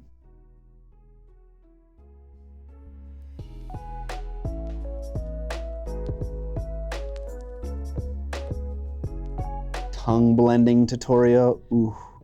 That's gonna be hand in glove with the void blending tutorial, right? Yeah.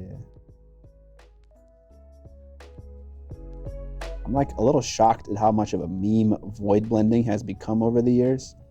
'Cause the first time I ever heard it was when I was teaching a class in Canada. Someone asked me, they're like, do you know how to void blend? And I was just like, what? Stop, I hate this. But then people kept asking about it and it became more and more of a meme. I think it's just feathering.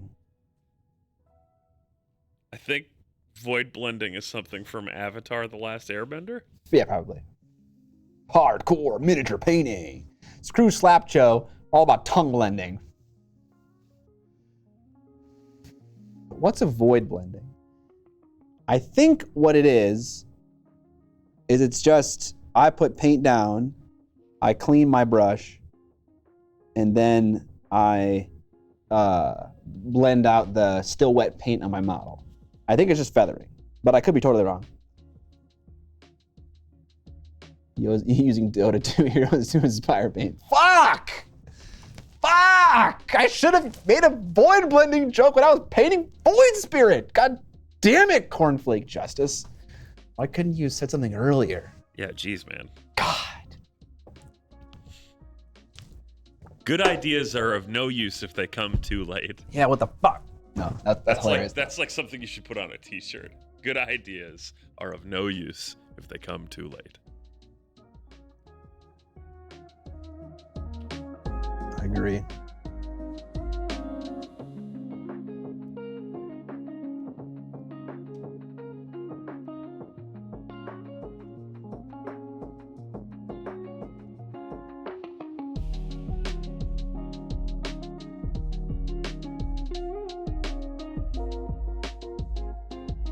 Everything was peaceful until the Void Nation attacked.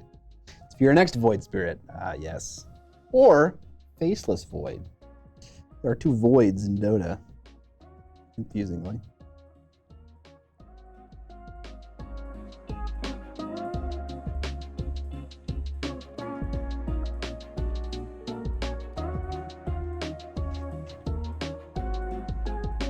Did you get a Battle Force box, Scott? Oh, for like the holiday season thing? I did not, if that's what you're asking. Are those in stores yet? I don't think they are. I don't know. They might be. Maybe they're just hitting now. We got Dan in chat. Does Dan know? Certainly tempted to pick up that Stormcast one, because what I need is another, like, 1,500 points of Stormcast. Don't do it.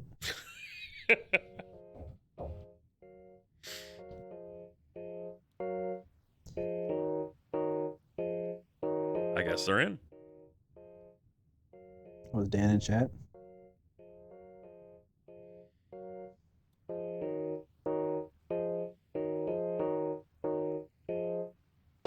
I mean, Dusty Deeds says, just saw AOS Battle Forces at the Source today. So maybe I'll head on over there and spend money I don't have to buy at Stormcast that I already own. But more of them. What even comes in this Stormcast one? Another pair of dragons, another unit of the sword guys that I just used, a unit of the bow dudes that I don't have yet, and another unit of annihilators with meteoric grand hammers, and another hero that's not good. Sad.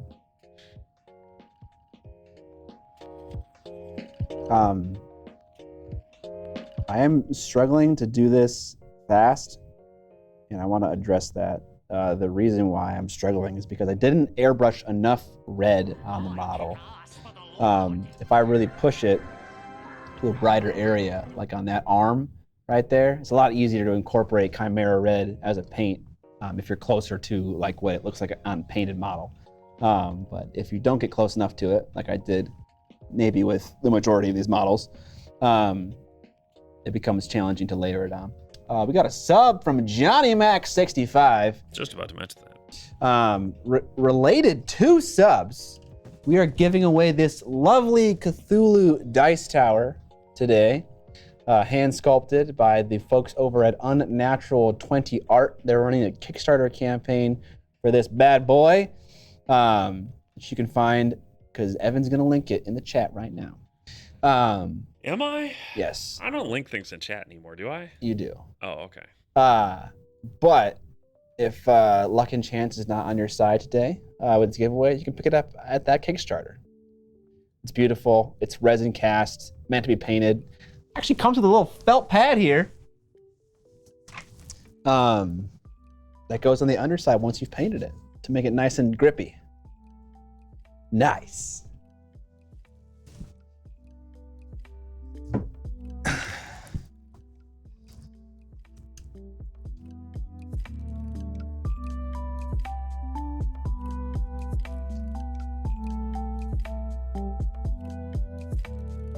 I think what I might do to try to speed this process up, at least for some of these big volumes, like in the midsection of this cloak, I might do a little mixture of deep blue and Chimera Red together, just so that I can start from a place that's closer to what the red cloak actually is.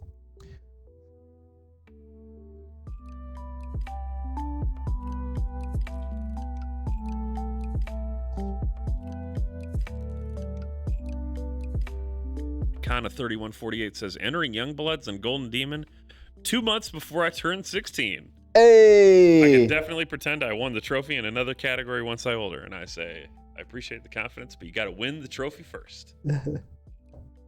That is very true. Yeah, I think you're putting the cart before the horse a little bit.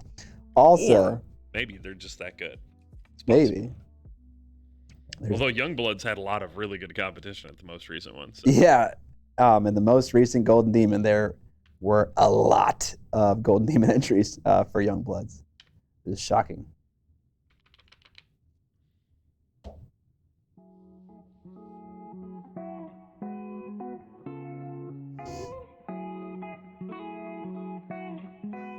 All right.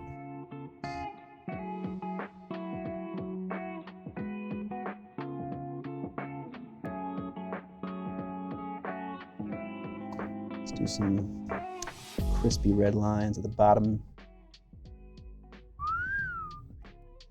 Nice.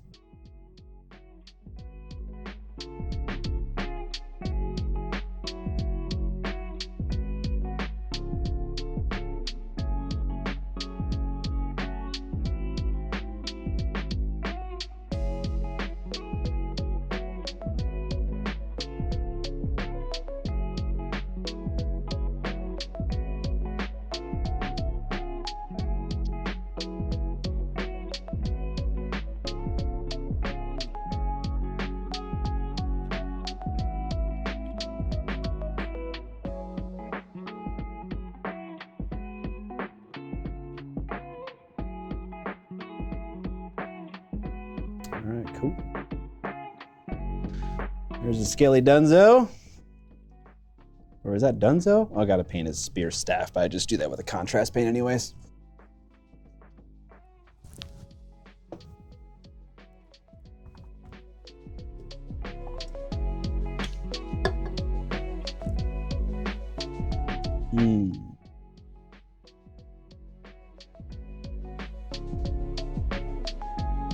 Never heard of a dice drawer before?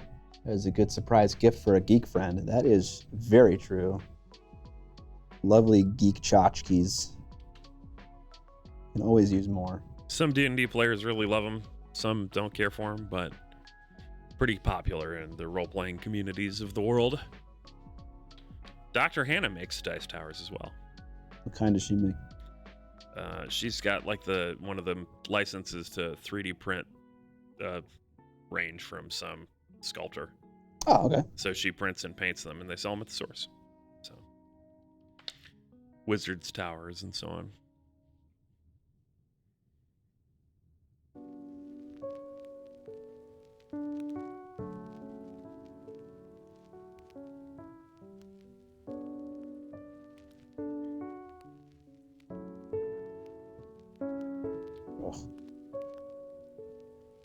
Need some more water in my paint so it flows off my brush nicely.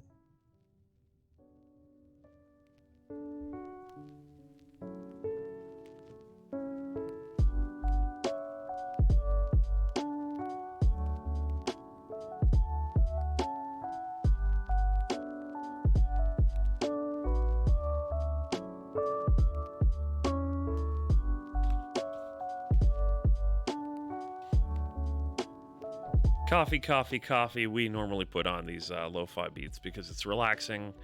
People are often having us on while they are painting or working. And also there isn't a lot of good music free license or music licensing free heavy metal out there. So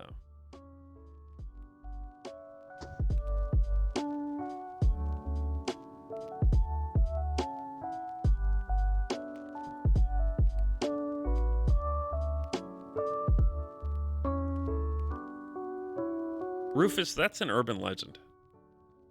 And I mean that quite literally. The smelling toast when you have a stroke is not a widely recognized early onset symptom. FAST, baby. According to Bo Burnham, it is. That's true. Your joke is not an urban legend.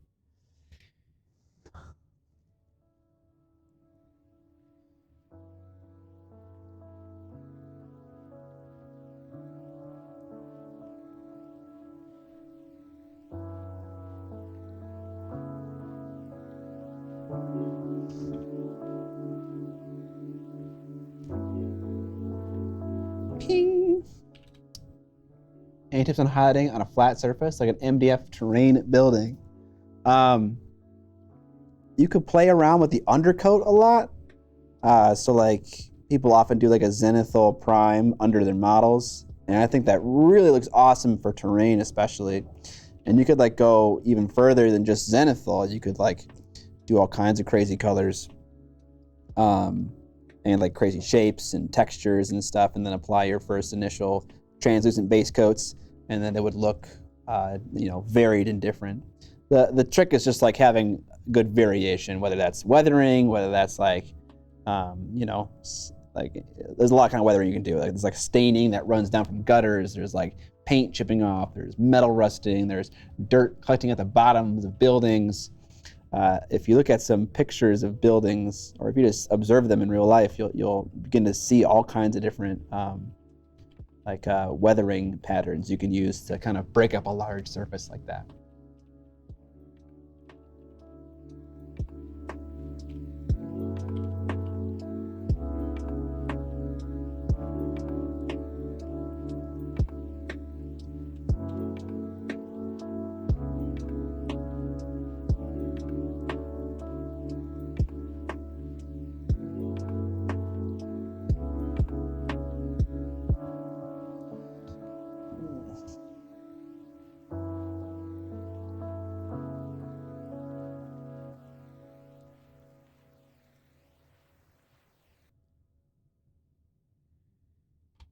Stream, I'm not gonna lie to you. I don't think I did a great job airbrushing this red on when I was painting last stream.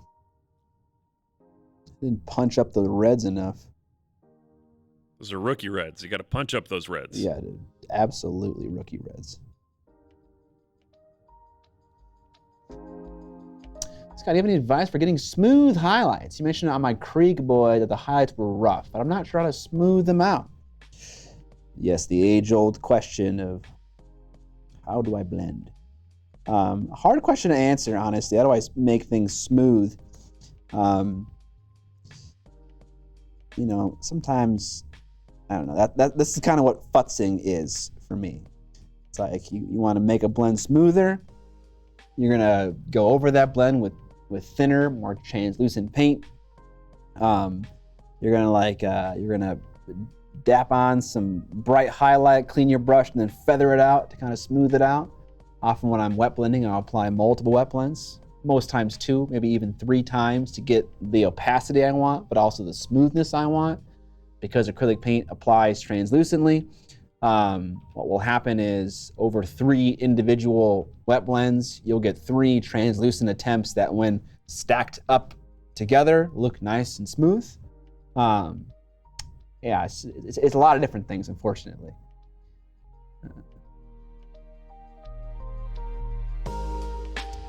As a thought, the ladder, I painted the thing dark blue, and then when I painted the scales, I just avoided the recesses.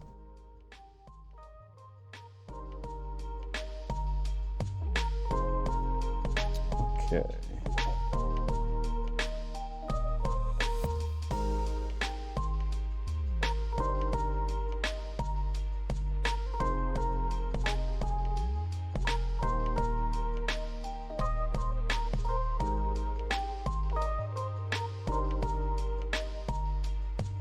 Which question were you answering?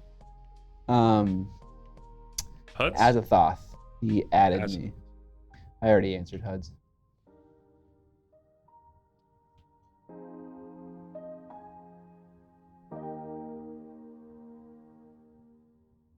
Did you answer Huddleston's one? Yep. Yeah, it's like I've been AFK or something. Have you been? Are you doing something else right now? I was doing something else. I just wanted to make sure that these things are getting addressed. Absolutely.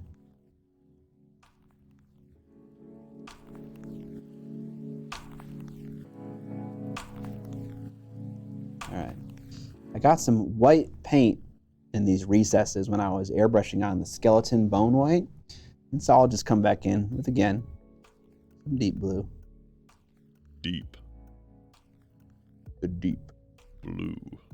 Just to crisp up those lines.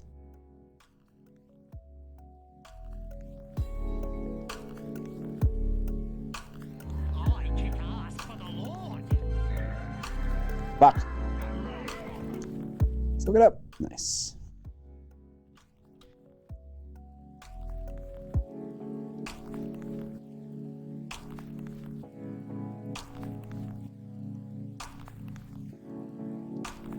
Chubbs. What a great name. 01, subbing at tier 1 for 23 months. Thank you for the support, Chubbs. Love the name.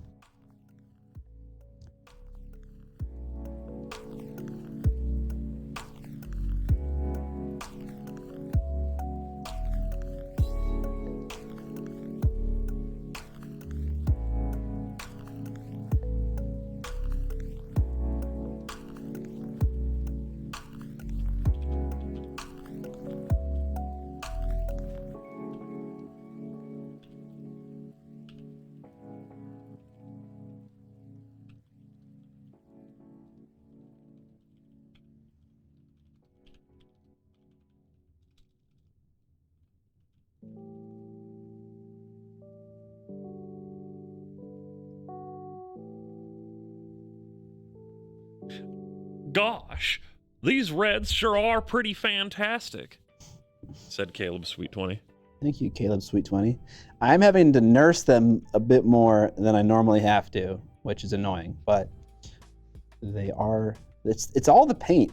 It's all right. You're juicing the goose. You're boosting that red. Boosting. Yeah. It's not all the paint, but the Chimera red paint really is an incredibly saturated red that I don't often use in other ranges, or I don't find in other ranges, I should say.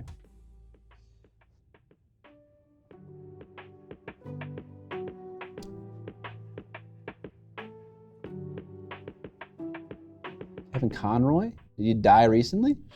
Yeah. It's the voice actor for the Batman animated series. He died like 2 weeks ago. Ouch. Yeah. He was 66. Oh, that's not nice. Yeah. Same age as my dad. Okay, this is just getting worse and worse.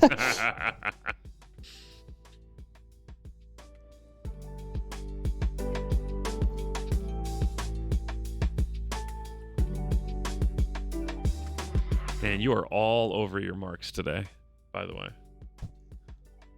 I'm on the green. I just had to move the camera 50% to the right. So. You can tell me, and then I can move.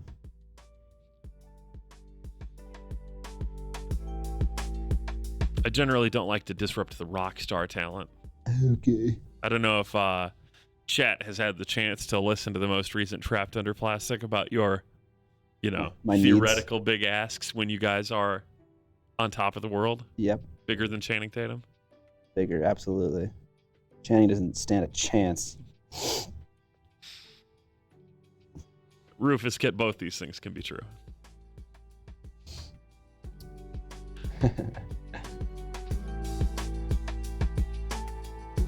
Any opinions on Pro Acryl? Think about buying some of them.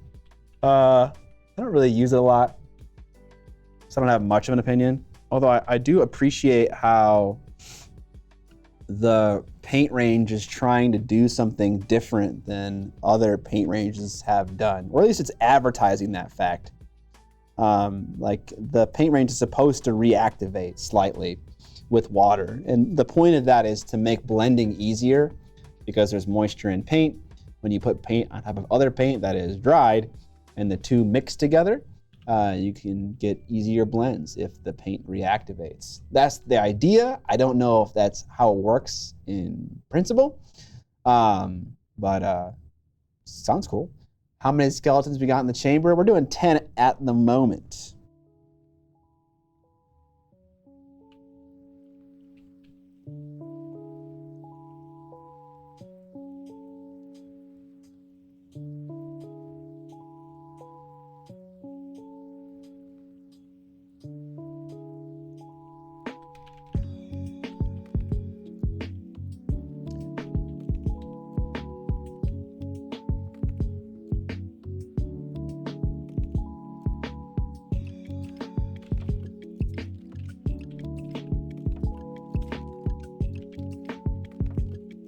Coal black is nice and matte too.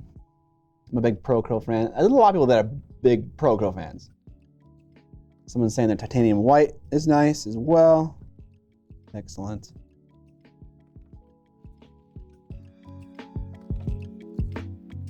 They were one of the sponsors for Goobertown's recent video where him and One Page Rules and one of the guys from Mini Wargaming, Dave, went over to a film studio and filmed a really cool battle report.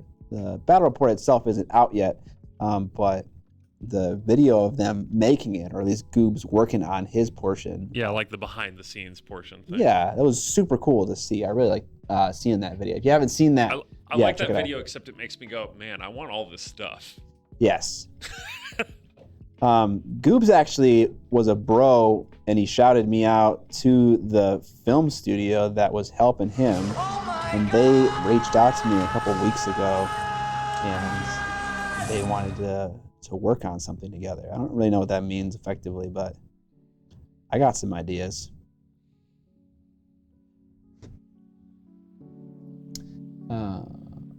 Hello, have a lovely painting session. Thank you very much. Titanium white.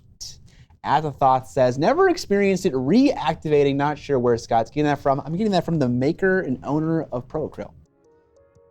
They occasionally have issues with beading over primers. I do have experience with that. I don't know if I am correct on the science of this, but in my experience, because pro-acryl is a thinner medium, it has a lower surface tension. It promotes flow out of the brush, but it also means that if you have too much paint in your brush, and it's too much for pro-acryl, might mean equal to other brands. When it leaves your brush, it will immediately start beading on certain smoother, lower surface tension primers. Pro-acryl works best on pro-acryl's primer. Problem is, I don't like pro-acryl's primer. Why am I getting called? Nope, not important.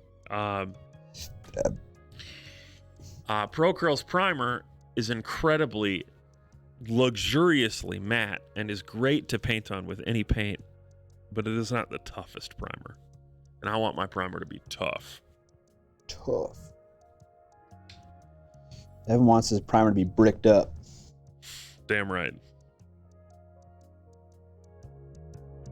I want it to be hard and firm.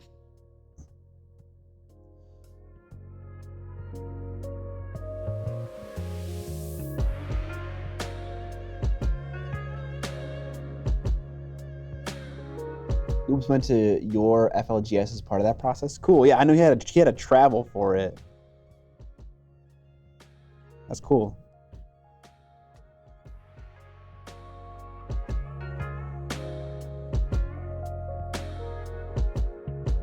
Getting a lot of paint wiping off on the lower parts of the cape. I guess that makes sense because those parts are like protruding the most and are easiest to hit, especially when I'm not using a painting handle. Yeah, and they're little sharp bits. Yeah, little sharp bits.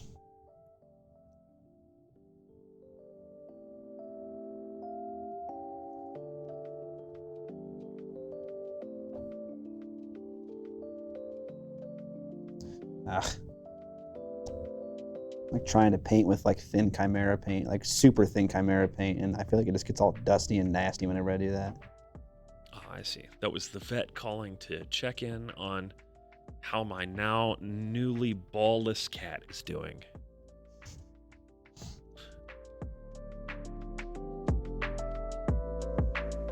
Nice.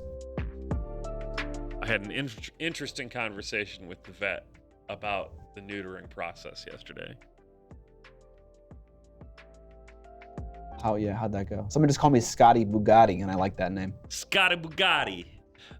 Yeah. So, because the cat is about a year old, he is sexually mature. And the doctor was talking about how when they are sexually mature, the balls have more grip in there, so there is more linger to the injury than when they neuter a kitten or young adolescent cat. Okay.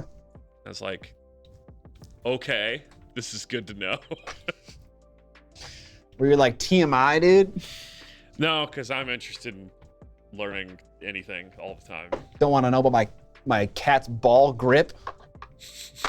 Jesus, Steve. I'm gonna use handle because people are yelling at me about it. I'm not using one because I've been transporting the miniatures to and fro from my house in here. And I don't have like an easy way of taking them off the handles, putting them in the case, putting them back on the handles. It's like a peer pressure PSA. Yeah, basically. I can let me do what I want, stream. Jesus. Listen, Jan, I'm not going to smoke marijuana, and nothing you say to me is going to make me want to. Shame. Sounds like a job for Cobalt Keep. That or Redgrass Games, because they have magnets on the bottom, so you can stick them. I mean, I use like a metal transport case, and these stick to the metal trays kind of nicely, so that would work as well. All right, I have a fucking handle. Stop harassing me now. On one of my models, at least.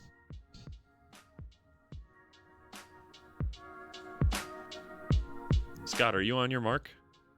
The model is in line with the green stick. You are at the upper vertical limit of our framing right now. Okay, so clearly, I just need to come lower. Yeah, that's much. That gives us much more room. I don't know. This right here, where you framed it. No. I have reframed it. This is the center of frame-ish. Okay. Actually, this is the center of frame. I'm not gonna worry about it. No, right there is fine. How your handle is making you hold me in a frame. LOL. Yeah, just made it taller.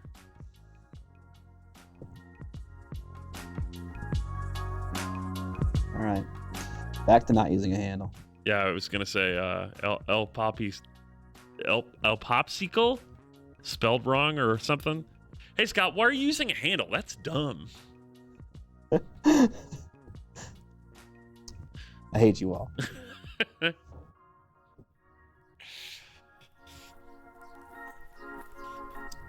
Oh, That's why we stream every Tuesday and Thursday, so that people can come onto Twitch and bully Scott.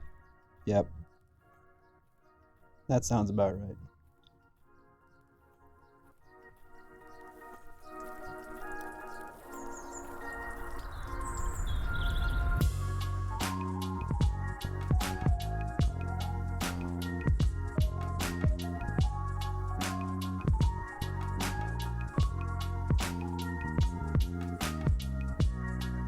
I'm gonna have so much fucking red paint in my mouth when this process is over.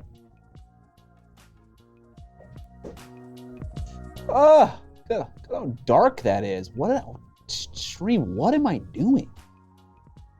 Molly paint skeletons for 10 million years. Scott, have you ever considered surgically replacing one of your hands with a paint handle? That's a fucking sick idea.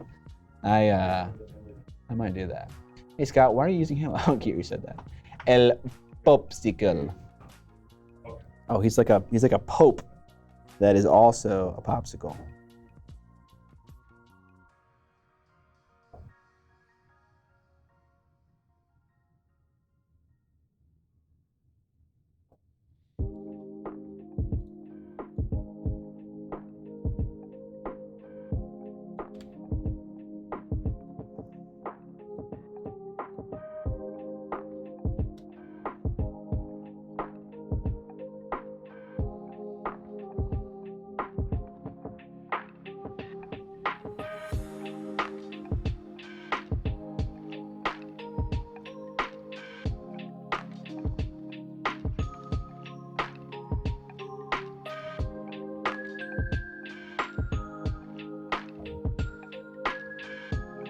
Mike Genie says, Scott, you painted all the red dark to sell the OSL glowy R's you're adding at the end.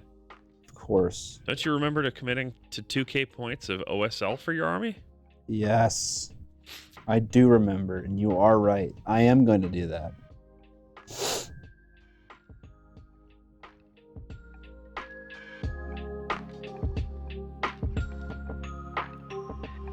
Mike, I'm lying to you.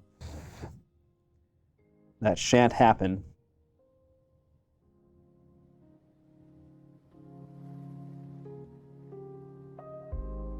I kick ass for the Lord.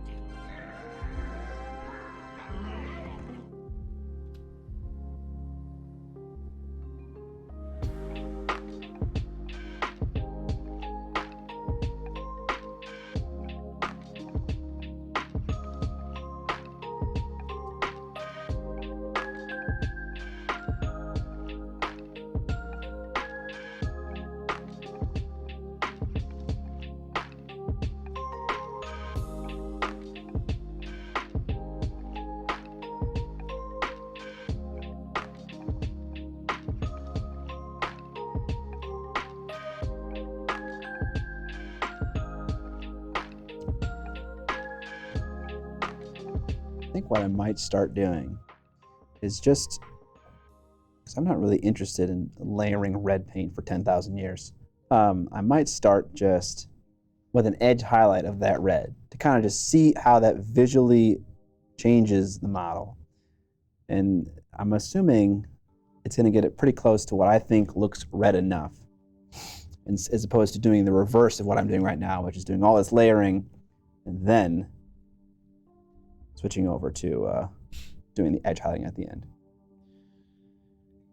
Thanks for the sub, Super Silas.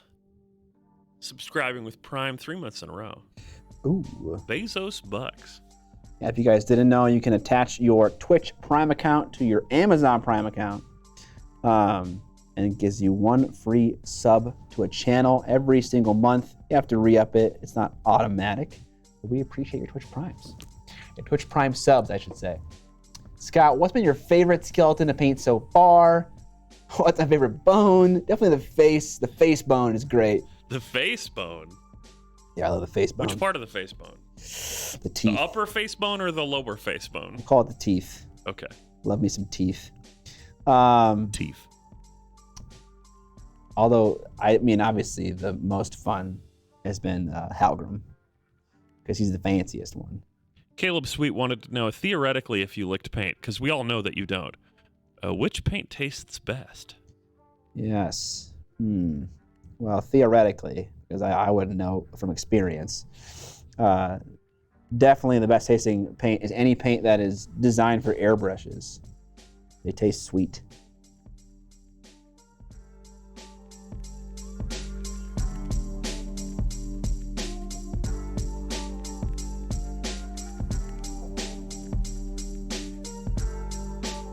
Tempted to sing this out, but I'm probably not going to do it. Nah, I'm not doing it. Ooh. Whoa, we're halfway there. Whoa, for a dice tower. Hey. I get it. Yeah.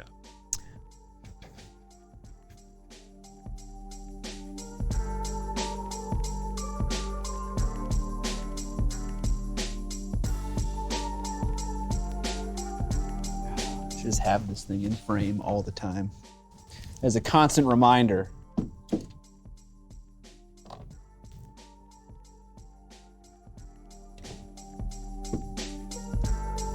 There it is. 2 out of 10 for enthusiasm. Vallejo fluorescent paint tastes so toxic. Yeah, some paints do not taste very nice. Let me tell you, I got some streaking grime in my mouth, and that was a very unpleasant experience. Yeah, you shouldn't do that. That is bad.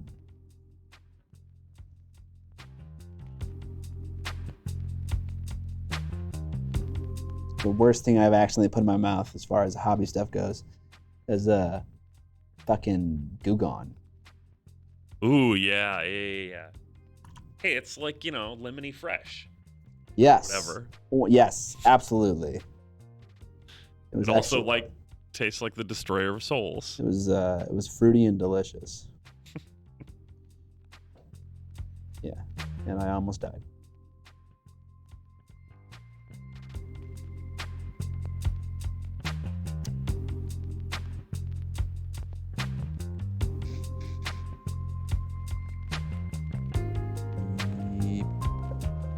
Maybe a little bit more punchy red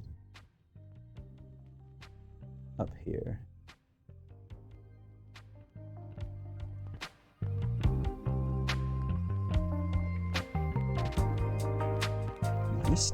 Nice. Scale 75 tastes like dirt. Like the normal scale color range? Maybe I've just been eating it for so long that I don't really know, but it doesn't taste like dirt. It doesn't taste like much of anything though. What does dirt taste like, Scott? That's a hard question to answer. Can it just taste like dirt? Can that be a descriptor? I thought you were going to say it tastes like scale 75 paint. Nice. Can't think that fast, Evan.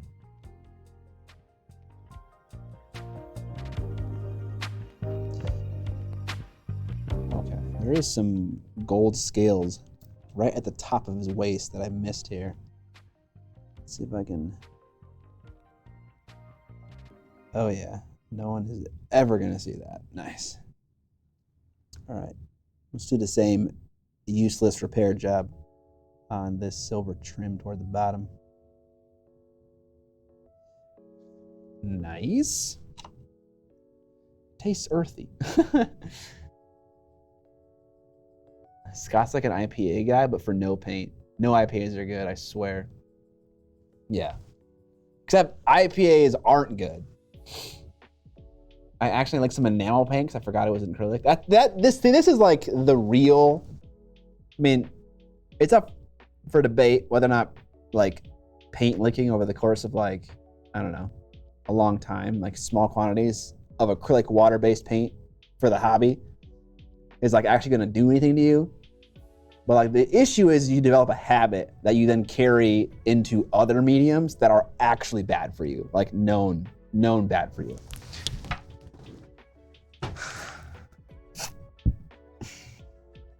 Like with Goo Gone and enamel paint. Nox Geek, it's happening. Don't worry, I promise. It's just taking longer than I would like because my hairstylist doesn't normally bleach hair, and so they're trying to like figure out how to do it. And I think at this point, I'm just gonna like do it myself or have like Amber do it.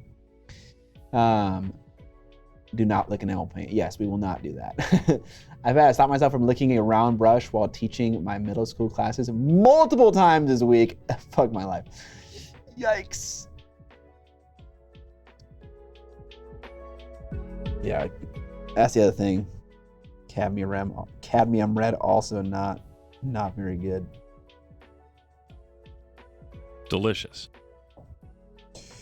And nutritious. Dude, I don't even think I airbrushed this sleeve at all.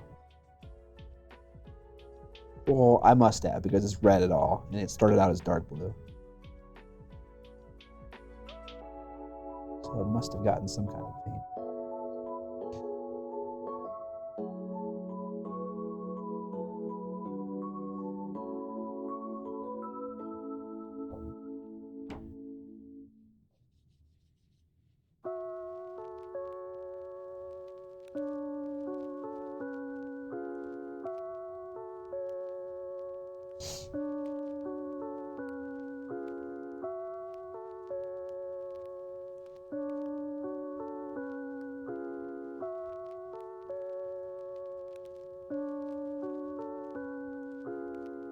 No, frig. Oh yeah, contrast paint does taste pretty bad. I don't know why. Something about that contrast medium is very embittering. Maybe they put a bittering agent in it to discourage paint brush licking. It's honestly not that bad of an idea. Yeah.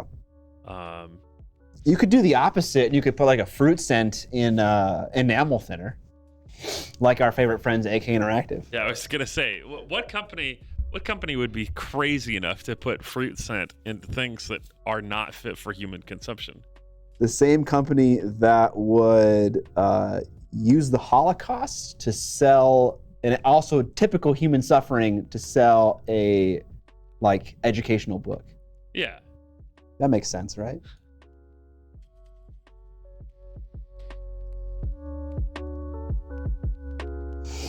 How we got for time? 3:12. All right. One last push here, stream. At 50 subs, we're giving away this dice tower. Lovely Cthulhu dice tower by the folks over at Unnatural 20 Art.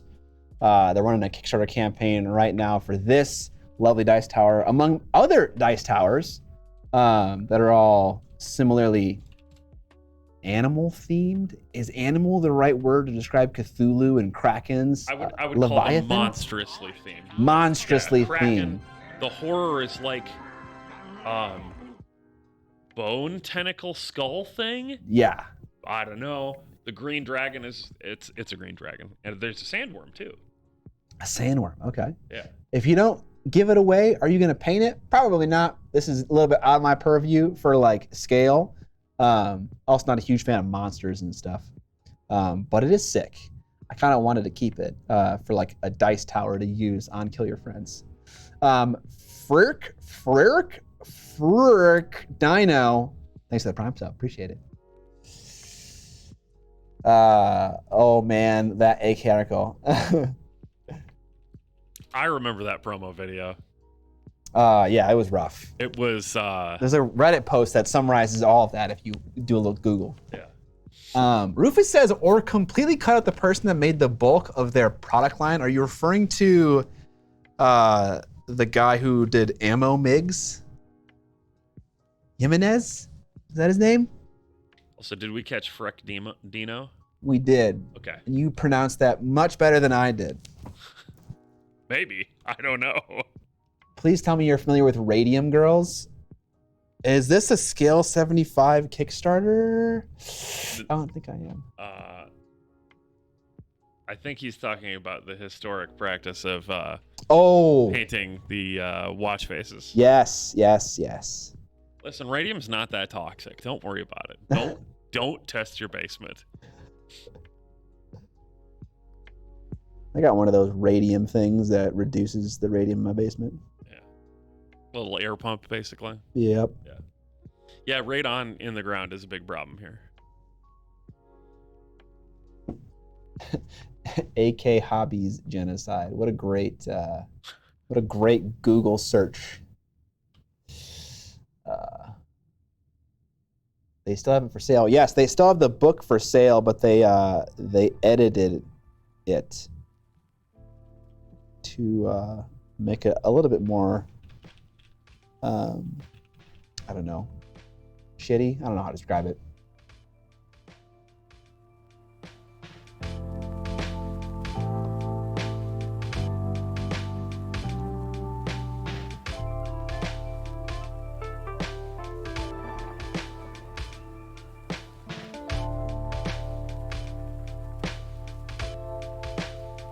Oh yeah, there is still in the book a diorama based upon the Rwandan genocide, and there's like a drug dealer shooting up in an alley, and there are other things as well. It's like how to make the best corpse in a trash bag. You know, it's not like some of this stuff isn't like terrible. Some of it isn't terrible. It's just kind of like a, I don't know. It's one of those things that's edgy for the sake of being edgy. I don't even see. The thing is, I don't even think they're trying to be edgy. Well, I don't know. That whole initial video was like taboos, subjects that are untouched. Yeah. Okay, maybe it sounds like it was then. I could probably dig up that video. Someone had to save it somewhere. It was only online for like 4 days or whatever, but. The problem is AK does make really good products, and a lot of them. I use a lot of Streak and Grime. Everybody seems to like their paints. I would love to get some of their paints. You can take some home with you and try them out. I don't use them that often. They're like not bad. They're not amazing. I don't know. It's tasteless. You definitely could say that.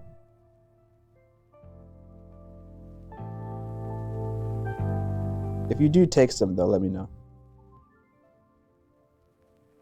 Just so I know where they got off to. We'll just keep it a secret. Keep it safe.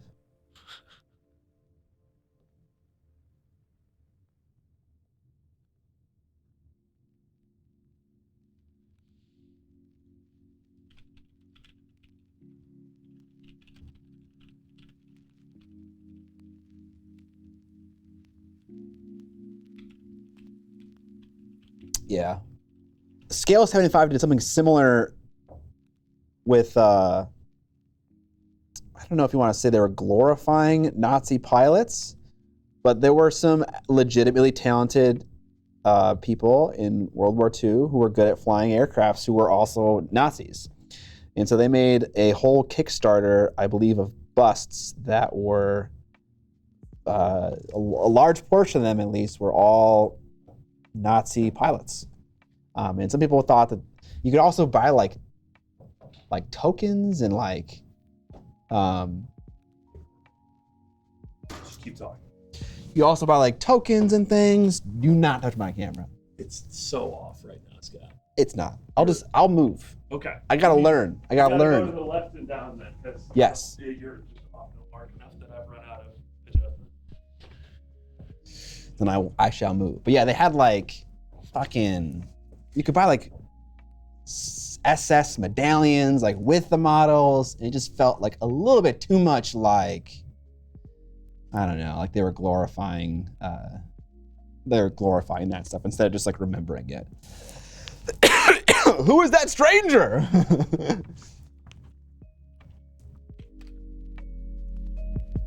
That's why I stay away from historical wargaming, to be honest. Yeah.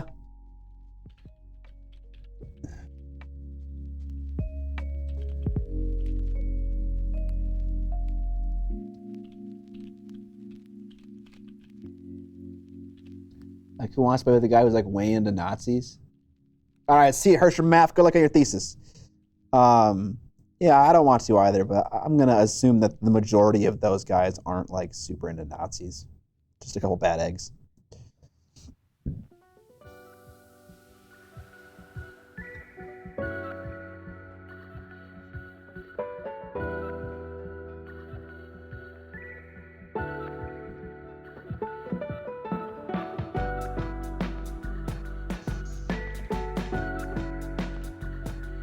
I assume it's the same kind of guys who just say that like the hobby of miniature painting like isn't for everyone and shit like that. Like, they're the worst.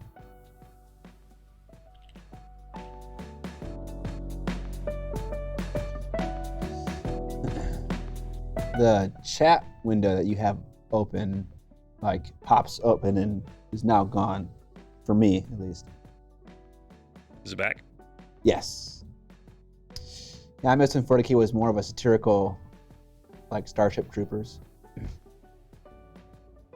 missed the conversation. Like my fascist physical, or I lost the chat again. Oh, there it is. I don't know. Some of the impairs in 40K looks very Reiki, not great.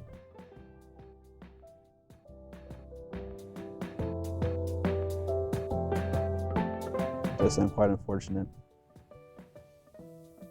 Although if you're trying to make a villain, not a terrible thing to emulate, just because people kind of get that vibe, like the moment they look at it, they're like, oh, okay, this is giving me a feeling.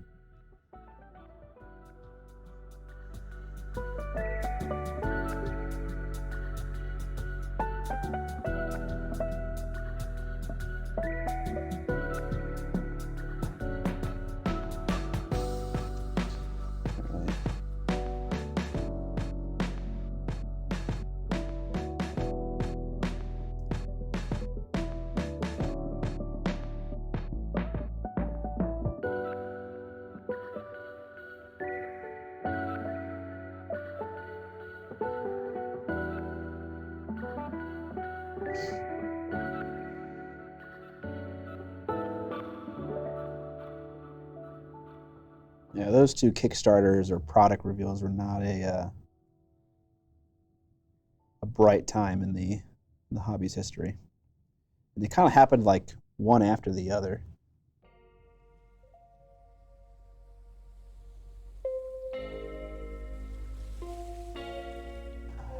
Man, this is just not looking good right here.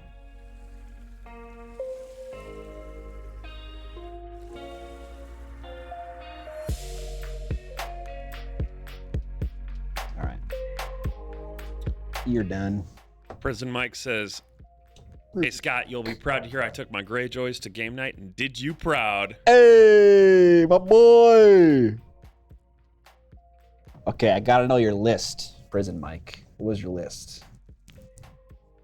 My buddy's dad paints historic war vehicles and says his dad hates that his favorite plane to paint is a Nazi plane. Yeah. God, if you weren't playing Soulblight Gravelords, what army would you choose? I would choose maybe Ogres. 3 Bowmen, Black Tide Chosen with an Asha attachment, Bastard Girls, and Commander Theod. Whoa! Now we're talking. I think maybe you're on the song Discord, because I was talking with people on there about bringing Theon back, baby. Hold on. Okay, Theon has always been lit. I fucking love Theon. But I have a question for you. You have 4 units you're running that have the same ability, but none of them use pillage. Who are you throwing pillage to? They all have. The What? bowmen are just points efficient. Okay, so you're not using any of them for actual what's the word? No one's using the actual pillage effect. They're all just like killing things and throwing pillage tokens to no one. You just ignore pillage. Okay, fair enough. Xander Zone 2424. Who's that prime set?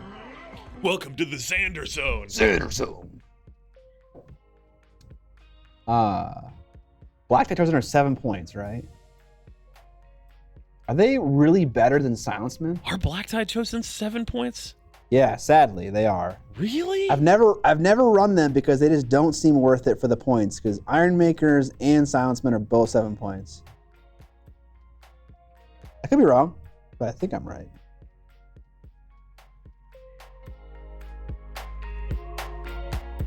Just what I had. Iron Maker's probably better. Okay, fair enough. I mean, I don't know. Like, it's got kind of an interesting idea going on.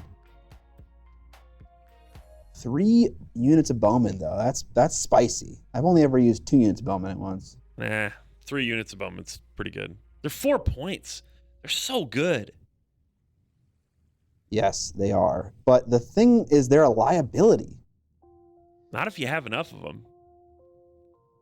I like to have one that I drop in the middle of my deployment that I can just protect, and it will shoot all game long. I find that when I have multiple units of Ironborn archers, they end up on flanks, and then they're just like chaff for cavalry to eat alive. So I don't know. I've always struggled with multiple units, but not saying that it's bad. Certainly could be good. That's cool. I like that list.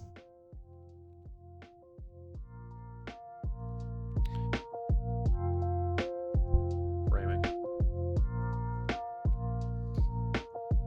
Asher combos nicely with the Chosen's Dauntless. Oh, you're right. Yeah, get those free heals whenever you're popping Warcry. You need a Cave Dwellers, did one, shot one my Bowman. I mean, you got 3, so who cares, right? I really want on a full Bolton list. I need to get more TTS games before I start buying models, though. Dude, screw it. Just get in there, throw dollar bills around. You don't need TTS. Are you playing TTS with people in the Song Discord, Mike? Or just like friends?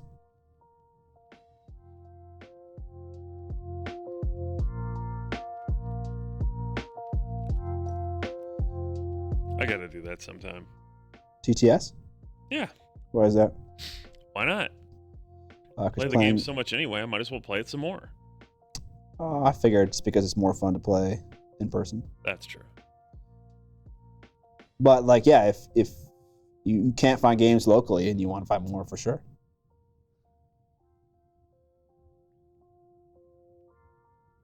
Just friends so far? Gotcha. Oh, well, then definitely don't buy Bolton models. Yeah, dude. Buy more short shorts. We need you buying short shorts, Mike. That's now, this is your thing. Caleb, no one plays that game. Literally no one. Deep Rock Galactic? Necromunda. Oh, okay. I don't play it, but I do have like 2 or 3 warbands for it.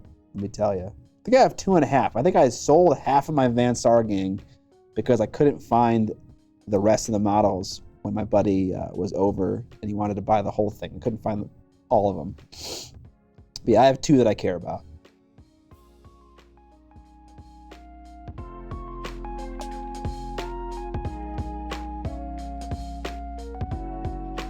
I know John loves Necromunda. John Schaefer, not John Ninjon.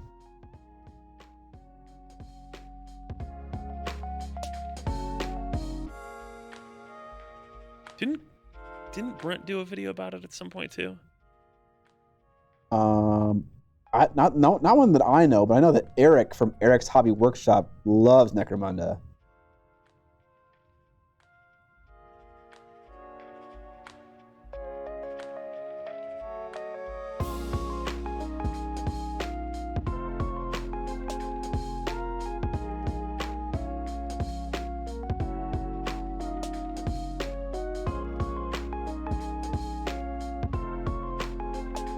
Man, I feel like I'm gonna like add a little section to my video that I'm editing right now, how to paint these skeletons, where it's like, you need to push this red to full opacity in your max highlight area. Otherwise, you're gonna have a bad time. This is definitely a gotcha about this paint scheme. Yeah, because you're struggling to paint red over what is effectively a reddish gray. Yeah. Big time.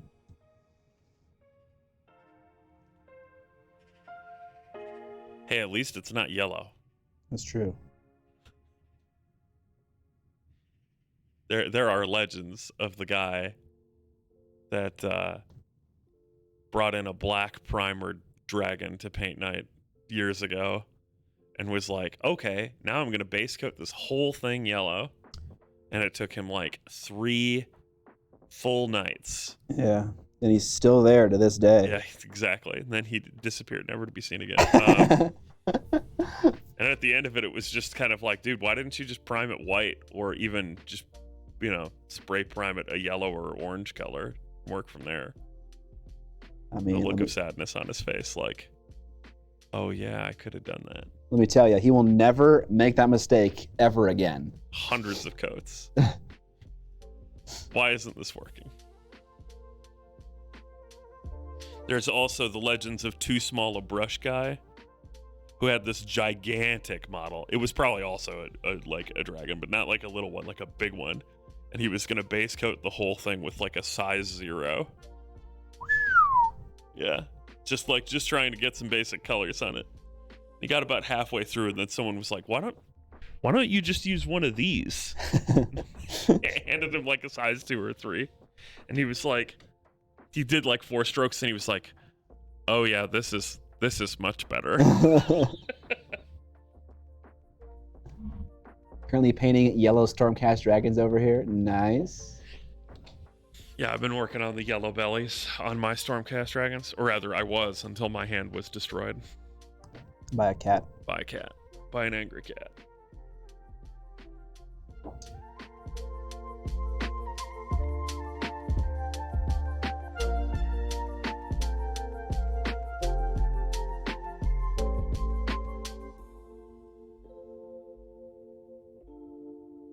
Spirocast, I like that.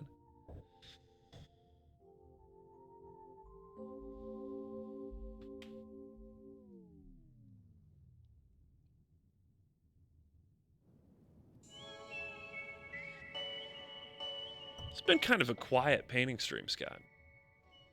Yeah.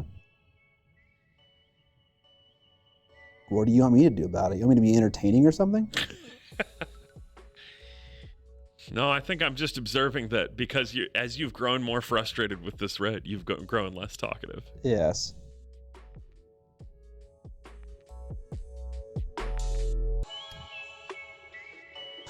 Lava cast dragons over here. Dang, I'd be angry too if you wanted to take my balls away. Absolutely, dude. Unfortunately, it wasn't the new cat that bit me. It was my cat that bit me. Because he was going, "Get the fuck out of my house! Get out of my house!" to the other cat. Okay. Trying to get to him. And you were trying to stop that from happening. Because it was at 7 in the morning and I wasn't thinking. So pro tip, for those that don't know, the way to stop a cat fight is to throw a blanket on them. It's the safest and easiest way. You just, these cats are fighting, just throw them under a tarp and they will just flip out and they'll attack the tarp and not each other. And it works. But I wasn't thinking because I got woken up by the sounds of cat fighting. And I walked over there and I stuck my hand right in it and pushed my cat away and he just chomped down right on my thumb.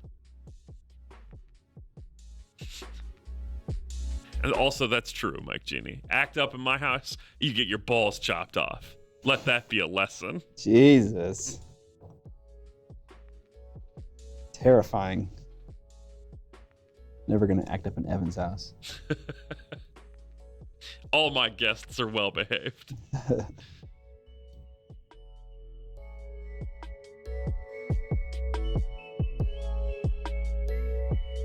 Scott's never been to my house. Dan's been to my house. How was your house? Dirty. Yeah. I gotta do some cleaning. Like actual like dusting and vacuuming, or like organizing stuff? Both, but both.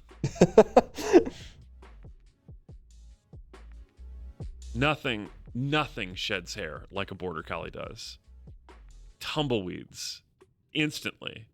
It's like I vacuum and the next day I'm like, what is this? It's everywhere. It's everywhere.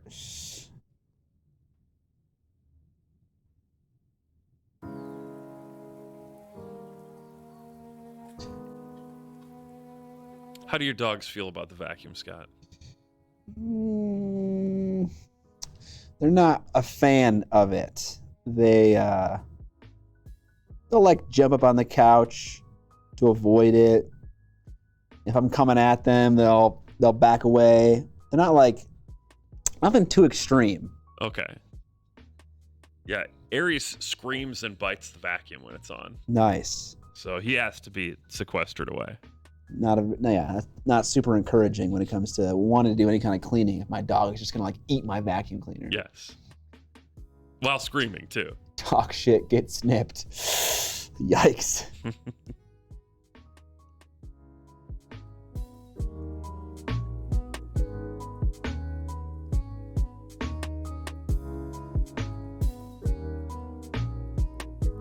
Yeah, but Kana 3148, if your name is Evan, why isn't your name on here Evan?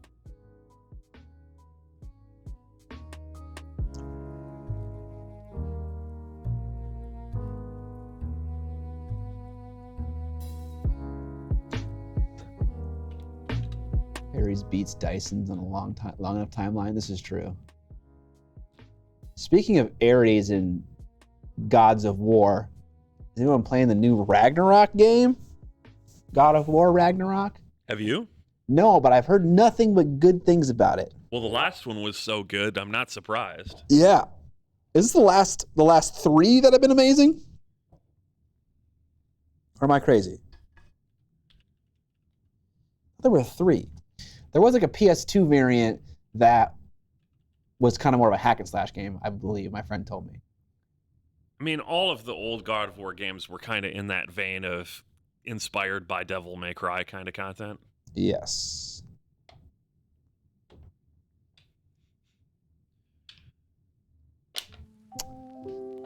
Honestly, no idea, to be honest. Yes. It's great so far, a successor to the last one for sure. The best area of God of War. The best area of God of War. Maybe he means era. Ah, okay. I'm not sure.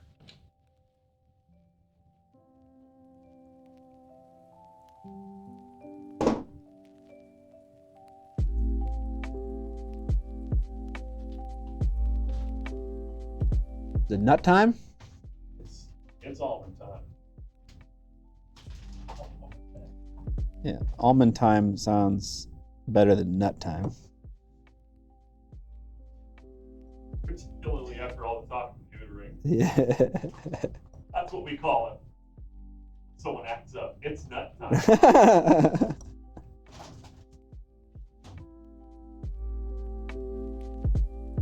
Yeah, era. Ah, yes, okay. It's nut time where the misbehavior... Is nut time where the misbehavior testicles go? Absolutely.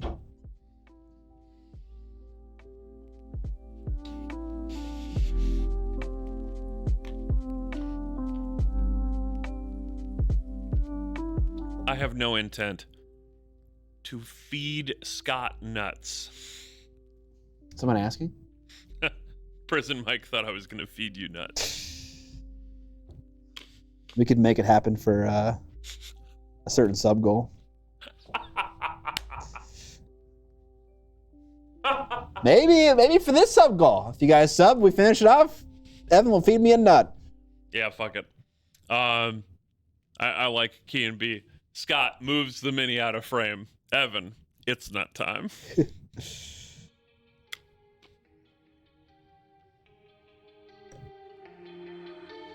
You back on that keto? I'm not supposed to do it until I'm off the antibiotics. Oh, you have an actual doctor's note to eat canes. Pretty much. That's fucking awesome.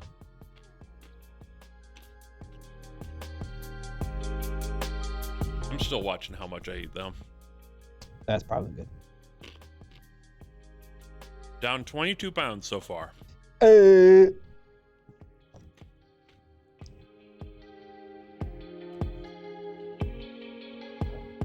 No.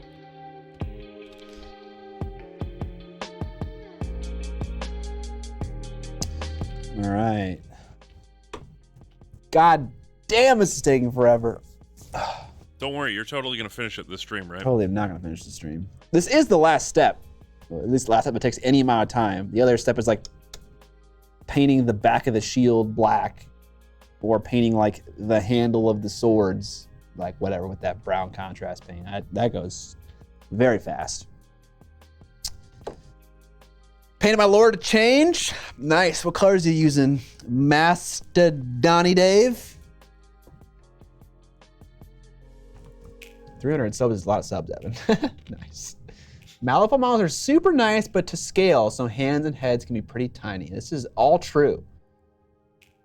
I still have a bunch of buildings of Malifaux. Really should try to assemble those sometime now that I've finally found the connectors. Nice. I've never heard of the product Buildings of Malifaux. Scott, did you know there's a secret skeleton hiding inside of you? Excellent reference material. I didn't. Thank you for letting me know. I thought you were gonna say because I was painting 9 skeletons, there was a 10th one hiding somewhere. But luckily for me, he's already painted. This is the one I painted for the video. There's so many skeletons down here right next to me. Well, there's 11. There's not that many. Let's not get ridiculous. Every color. Every. All right. Next one. Next suffer process. One thing that's actually nice about the overspray is that it happens around the area where I want there to be a red highlight. And so if I take some of this red paint and kind of thin it down a little bit and then apply it to the sleeve area, just as kind of like an all over glaze, it's like naturally more highlighted in the area that I want it to be more highlighted in, right by the end of the sleeve. So that's kind of cool.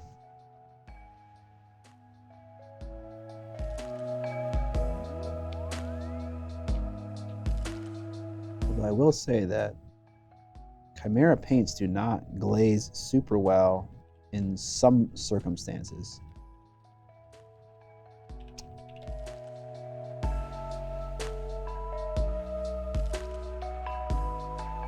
I think this is a circumstance where it's fine though, because normally it would dry like super chalky, and right here it's pretty flat and not too bad at all. Thank you, Nurgle Matthew. Nice. Scott was the 10th skeleton all along. Is that this week's video? It is indeed. I'm painting a Forge World Magnus the Red I won from Squidmar. That's fucking cool. Nice. Good job. Yeah, I want to know how he won it. Like, was it an arm wrestling contest? Yeah, how'd you win it? That's kind of cool. He asked a 40, that was so fast. Oh, it was one of those. He asked a 40K question and I had the funniest answer. Nice. There are these cardboard printed cutouts with plastic connectors called Terra Clips. I've just checked and have both Buildings of Malifaux and Streets of Malifaux, so maybe it'll be a whole range of stuff. Okay, so it's a cardboard thing. Nice. Definitely good in a pinch to get some terrain on the board that's like already painted and everything. That's awesome.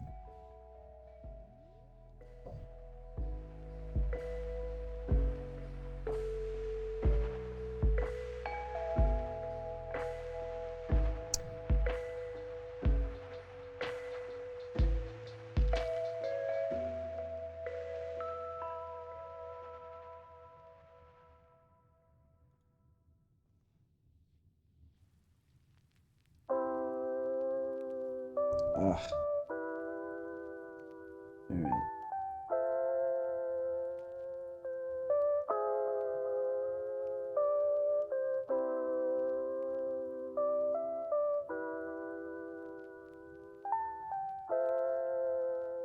Yeah, the MDF terrain is actually pretty amazing.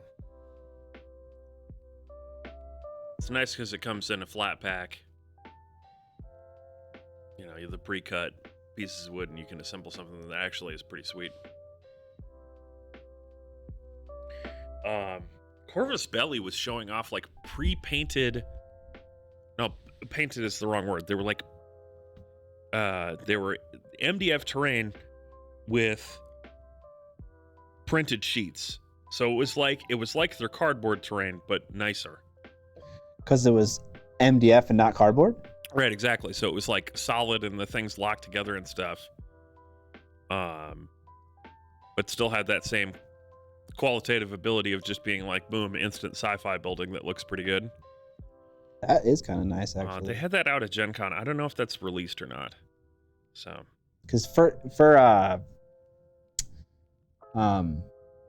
their game Infinity, they had like cardboard terrain for that, right? yeah, exactly. If you buy one of the what are they called? Operations, I think, is Yeah. like the 2-player boxes. Those will come with terrain. They do sell a couple of cardboard terrain packs. And it's fine. You know, like, don't get me wrong, it's perfectly usable. Yeah. But yeah, maybe this is the let me look. I'm just gonna use the internet to Nice. answer my question. Yeah, I've definitely had like a holier than thou attitude about like things like cardboard terrain or like paper plants, like from Gamer's Grass and shit like that. But you know, now that I've used cardboard terrain in Games of Infinity and also that other stuff, it's fucking fine. Like whatever. It's not like it works. It's such a low time investment, and it's better than painting with like no terrain or like pop cans as like your watchtower or whatever the fuck.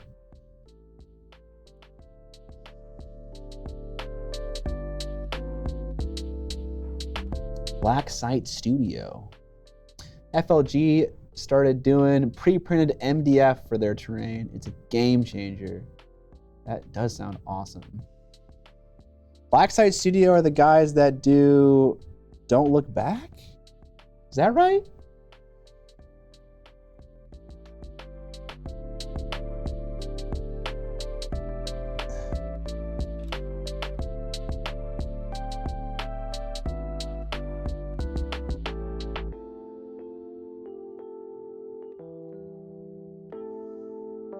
I don't want to sign into Pinterest. I just want to open a picture. Nope, you can't. If it's on Pinterest, get fucked. Pinterest hates you. All right, okay, I'm getting a little aggressive right now. Pinterest has scorned me time and time again. I hate this damn website.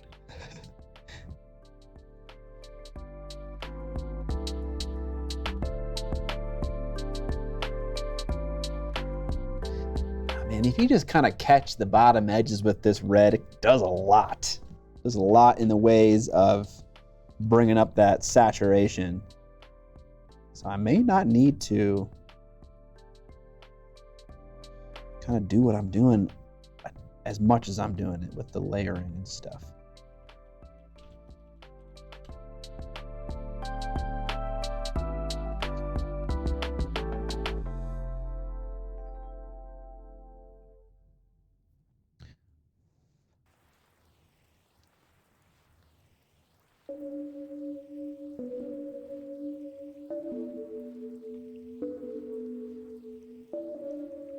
I don't understand how people are still using it. Still using what? Tiger's Eye 101? Oh, this is... God damn it. Fucking Evan is struggling right now. I'm like, oh, hey, this looks like it. And then I open it and the article is from 8 years ago. Nope. Not what I'm looking for.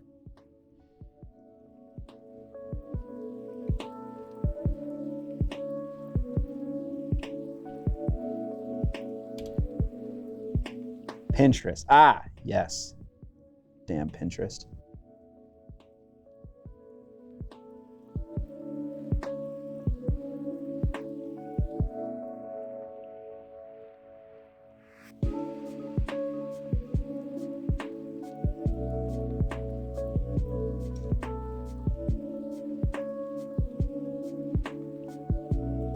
Oh, I got some red on the tops of the shield. I don't think I've used a hairdryer yet this stream. Can I get a Vince trash? You want me to trash on Vince? Struggle bus. I don't know how you can trash on Vince. Oh, I mean, he loves the worst miniature war game in the world and defends it as if it's good. There. The worst? Not the worst. It's not the worst. There's got to be ones that are worse. I mean, I'm going to argue that 40K is worse than AOS. Oh, okay, sure. I kind of lump them all together. That's fair. Struggle Bus Day, love the lo-fi beats, Nurgling's dancing. Warpig, you are welcome for the lo-fi beats. Do the Nurgling shake?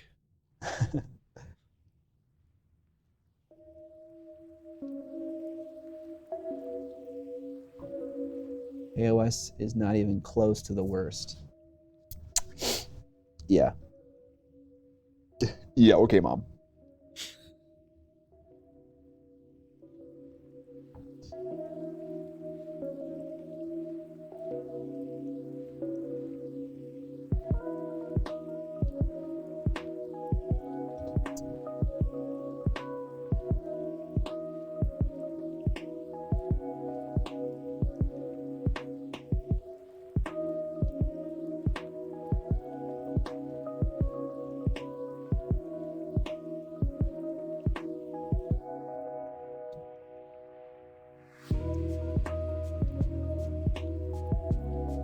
AOS models are indeed fun to paint. I play AOS. That's good. You should play AOS. Yeah, we've been having fun so far. Yeah.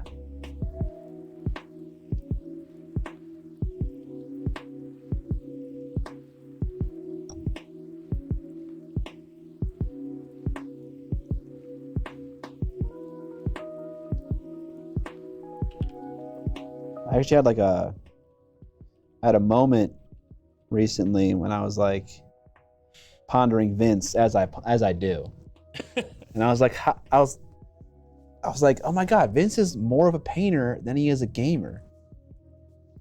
I don't know if anyone agrees with me there, but it's like you wouldn't be so gung ho about AOS if you weren't primarily a painter, right? This is the theory. Is this right? Vince, we in the chat, you agree? Sedition Wars. Never played Sedition Wars. I mean, I guess I would agree with that assessment. It certainly seems like he paints more than he games, so. Yeah.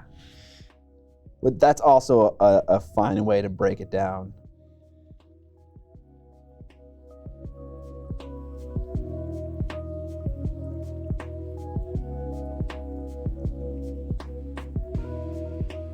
Man does a weekly show almost exclusively about the rules of AOS. I don't think more of a gamer is right. I said more of a painter. And I know he has his Wednesday Warhammer Weekly show. And I still believe he's more of a painter because like you wouldn't pitch up your tent on this game system and do everything about it that he does if you didn't love painting. Because the best thing about AOS is the models. Ah! I'm definitely gonna give him shit about that this weekend.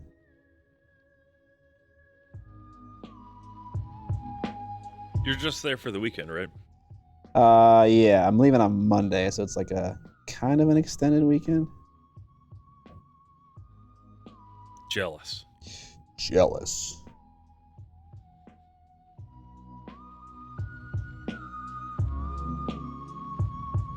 Yeah, I think I'm agreeing with Mike that I'm agreeing with Rufus.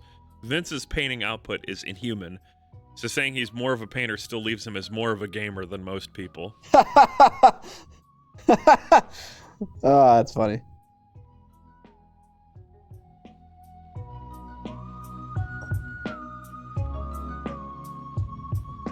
That's true. I agree. Everyone agrees with Rufus Kit. Rufus Kit is correct. Well done.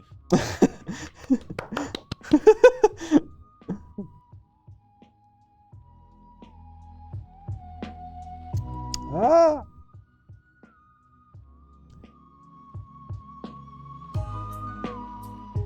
did it. I'm not gonna miss Scott while he's gone because he's gonna be gone for days that I normally don't see him anyway. Yeah. Scott is rarely available on the weekends because normally he's, doing things with his wife, living a normal life. Yep. Going to Christmas markets, buying Christmas trees, Listening to Christmas music. listening to Taylor Swift. And to be clear, these are things that he does every weekend all year. Yeah. Except during VincyCon. Except, I don't know, maybe VincyCon, part of it, they're going to go to a Christmas market and listen to Christmas music. I made sure that was happening just so I wouldn't feel out of place. Right.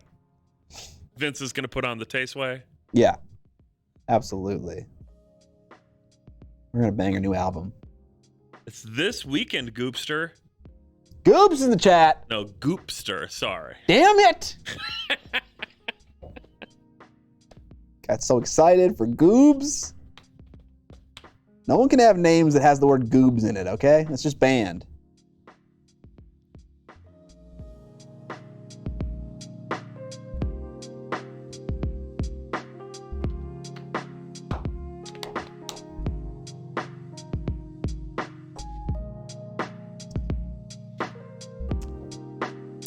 Listening to Christmas music, going to Christmas markets, accidentally eating Christmas tree ornaments that look a little bit too much like gingerbread men.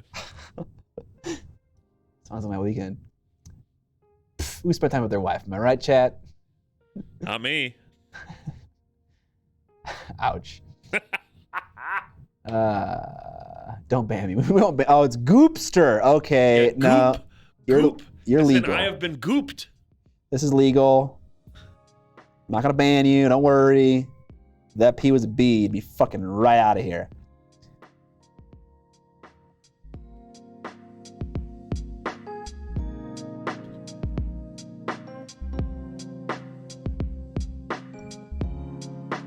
Oh, there's a play.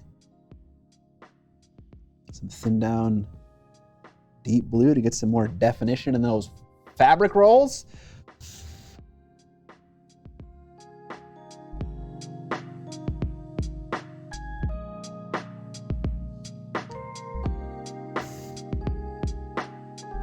Sick.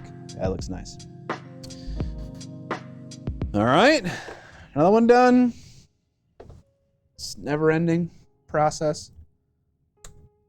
Painting red fabric skeletons.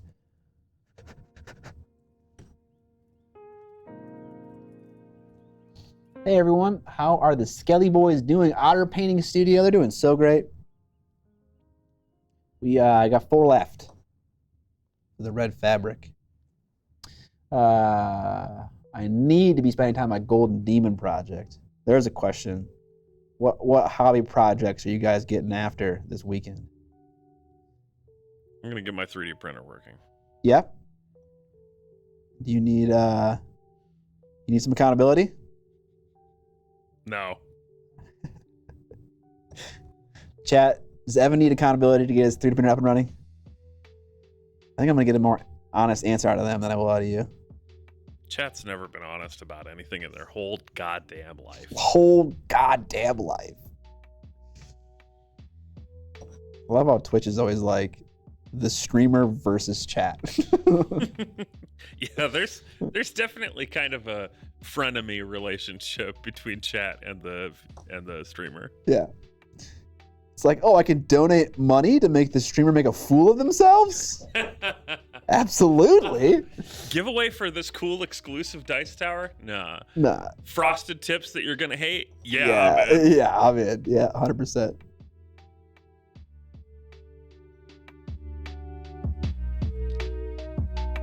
Yes. Evan needs to be held accountable. There it is. The only one who holds people accountable in my house is me. That's when we get the snip nips out. That's when nut time happens. That's when nut time happens. Yeah. Resin Mancer did just send me the next batch of head designs, so maybe it's time. Maybe it's time. Maybe. Got someone painting Road Warriors / Legion of Doom inspired Cabalites. Nice. Currently photoshopping one friend's face on my group of 10 friends for a Christmas card joke. That's funny. It's how you keep the parasociality healthy. Become a chatter that the streamer absolutely does not want to hang out with. Lol. Key and B. Evan doesn't get his printer up and running. 100 bits. Scott, it's nut time. I appreciate how you donated bits for this. All of these extensively painted skellies for them to be killed off on the board ASAP. Yeah, you better believe it. Yeah.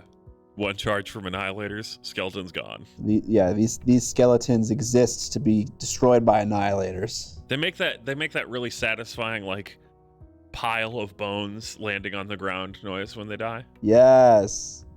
That like every game has some variant of. That's like probably a bunch of dowels in a burlap bag being like hucked around. Yes. Somehow I know what you're talking about.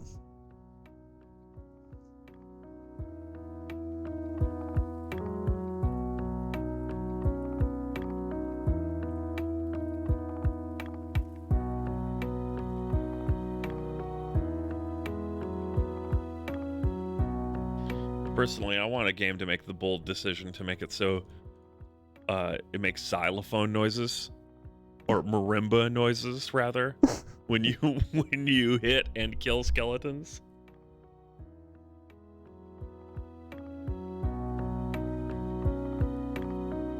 That'd be pretty funny.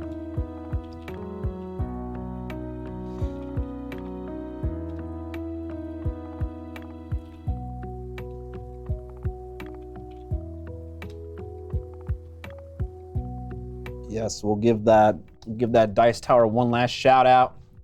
20 more subs and a viewer of the stream wins the Cthulhu Dice Tower, currently made by Unnatural 20 Art on Instagram and probably elsewhere on the internet. You can find it linked in the description right now from Evan's post. They have a couple other Dice Towers as well, live on Kickstarter right now. Yeah, they're pretty sweet. It's got a 3D printed internal and then a hand sculpted external that looks like primed, honestly. You can get it either way. The Kickstarter has STLs available or the physical product. Nice. So you are very welcome, Unnatural 20 Art.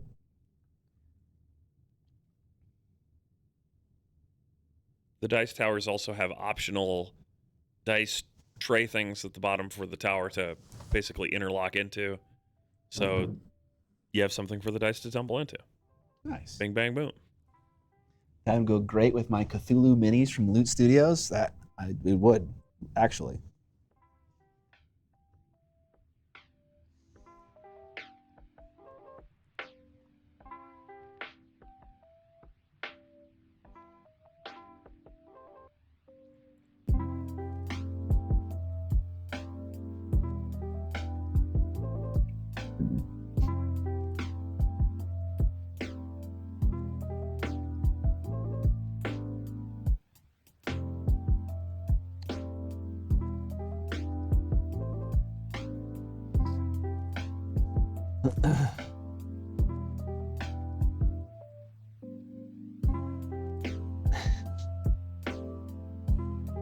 I'm gonna replace all the chainsword noises in Dark Tide with Macho Man. Ooh yeah!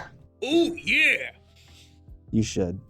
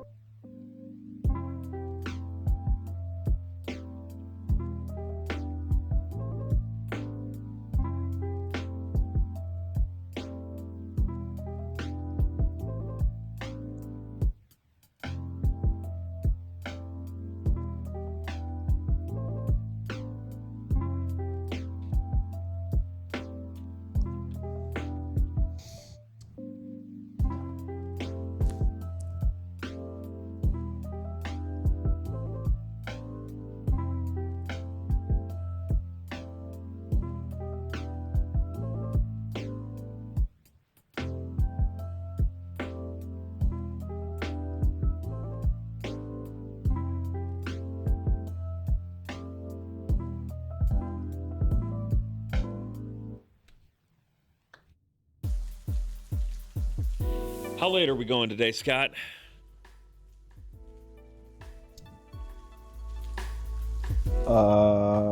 You wanted to finish these today. And then it happened, Chief. I'm probably gonna bring him home and paint him though, so the viewers don't have to suffer further. There's no suffering here. Even if it's just painting red today, it's a very nice red. It's a luxurious red. Luxurious. Thank you, thank you. It's full and robust. We'll go. Do we start on time? We did start on time. Do we even start early, maybe? No, I hit the go live button at like on the money. Nice. I really would like to start the stream 5 minutes early, but whatever. Let's go until 4:15. 4:50? 15. Oh, okay.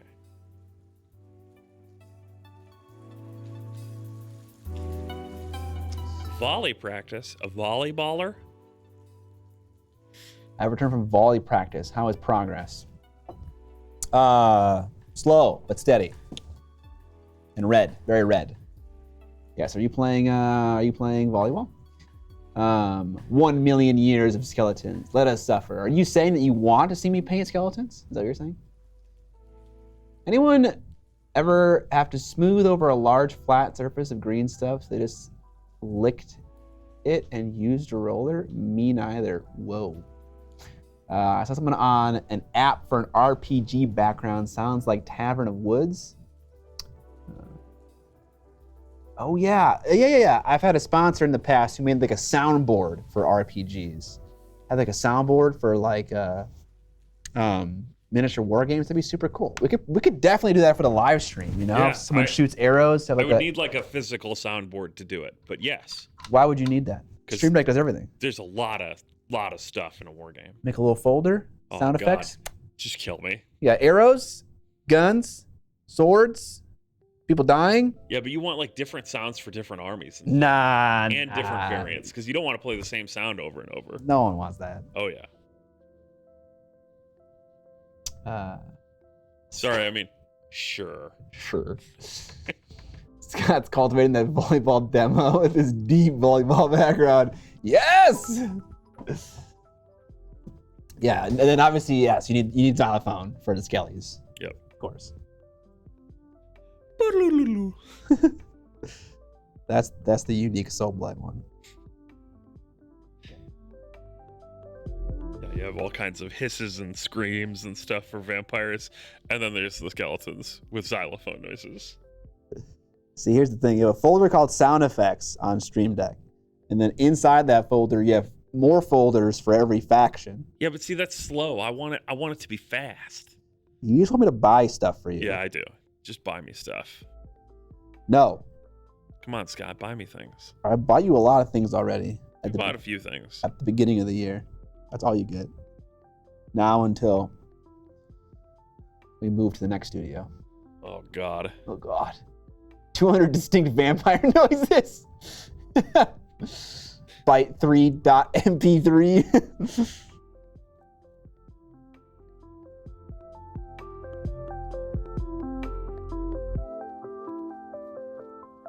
I'm sure that there's a way to do it. The question is making it reliable, making it not take too much brain bandwidth. Can you just use a tablet as a Stream Deck soundboard? Yeah, probably.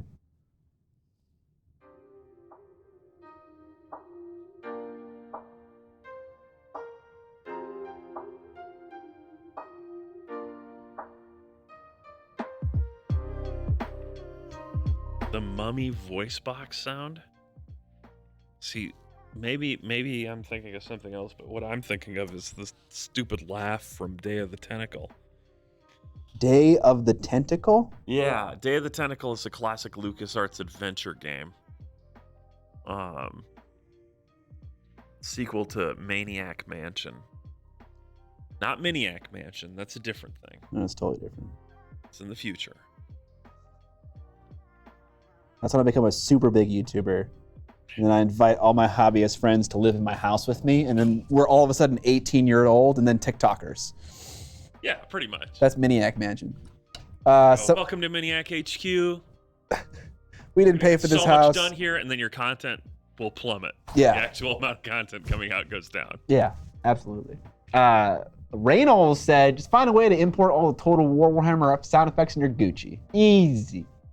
I kick ass for the Lord. Frosted tips are the first step to the Miniac mansion. This is true. Laserface Easy, subbing with Prime sub, says finally signed up for Prime again and wanted to resub right away. Laserface Easy, thank you. We appreciate it.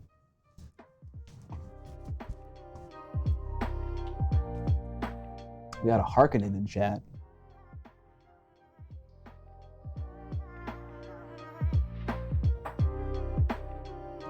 So here's a fun fact for you, Blue Nine, and the other people in chat, but in particular Blue Nine.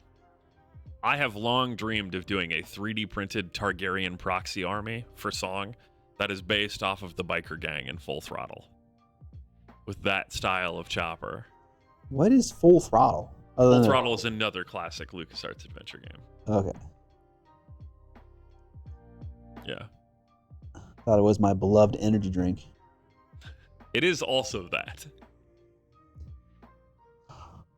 All right. We got to know everyone's favorite energy drink in chat right now. The polecats. Definitely the polecats.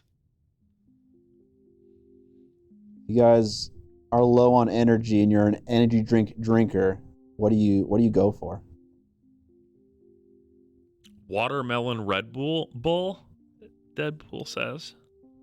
Whenever I've drank Red Bull, it just tastes like ass. I want to like it though. Alex, the editor, likes it. He drinks a lot of Red Bull.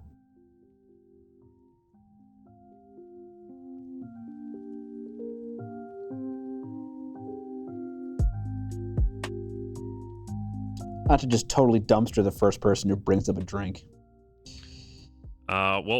People are coming up with ideas. Coffee, Mountain Dew Energy, water, ick, Order. H2O. Burger, booger, sugar, sugar. Unsweetened iced tea? It's not ass. I know, it's not. I just feel like it might not taste great. Can't beat coffee. Coffee every time. A lot of coffee lovers. G Fuel, Pipeline, Punch, Monster. Yeah, I'm not a coffee person. I'm not either. I noticed that you don't even have a coffee maker here, so I'm assuming that no one in the office is demanding it. I think Alex drinks it every once in a while. I tried to get into coffee. I did the full French press thing. It was like, okay, I'll try this. Coffee snobs say that there's a world of difference between the standard, Robustica or whatever. That's the stuff you get in like a cheapo office machine or whatever. And so I got some really nice artisanal blends from one of those companies that sponsors YouTubers. And I couldn't tell the difference. I was like, this still just tastes like fucking coffee. I tried. Is it an acquired taste? Maybe. I've fully converted to gamer subs. Oh, terrible name. You got it. But actually really good. It makes me get a lot more water, a lot less sugar. From what I can understand from all the reviews, it's a lot better for you than the 100 other versions. Fair enough. Got a sub from Crazy Feet 36, sub for 3 months. Thank you, Crazy Feet. Gamer subs is one with the anime girl shaker cups, right? Yeah, that sounds about right. Just tune in with my Earl Grey at my side. There's a British person. I spotted him right there. Drinking that brown water. Yeah, see, my wife, when it comes to flavors, is like she's a purist, okay? She loves bread and butter. She loves, just like simple flavors like that. But I need to like blast myself with flavor, okay? I'm all about that red onion. I'm all about that ginger. I'm all about that horseradish. But these are all like super intense flavors that she is not a fan of.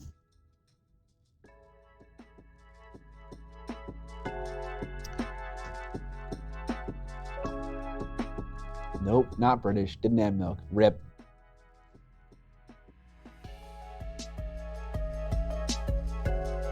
Guacamole Gamer Fat 9000 and emotional damage, dude. Yeah, I love that. They're having fun with it.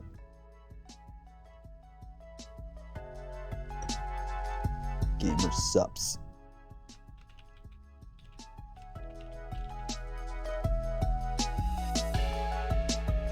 It's actually a good rec. I'll check it out. You're welcome, Cornflake Justice. The first flavor I see on Gamer Sup's website is Schlatt's titty milk. What the actual fuck? Oh my god, yeah, what is going on? I mean, that's exactly what I would expect it to be. Yeah. And, you know, all right, Scott, here's a question for you. Okay. Gamer Subs gets in touch with you and says, Scott, we want to collab on a flavor. What would your flavor of Gamer Subs be? A lot of Also, things. Gucci-licious, subscribing with Prime 2 months in a row. Thank you. What a perfect time to sub with that name, Gucci-licious. I have not seen the movie Priest, although I do want to. Carl Urban's a vampire? Oh my god, dude. And sold. Brush juice, yeah. So there's some kind of, there's definitely like a riff where you could do it like moist. Scott's moist milk. You do a paint water joke. These are all boring though.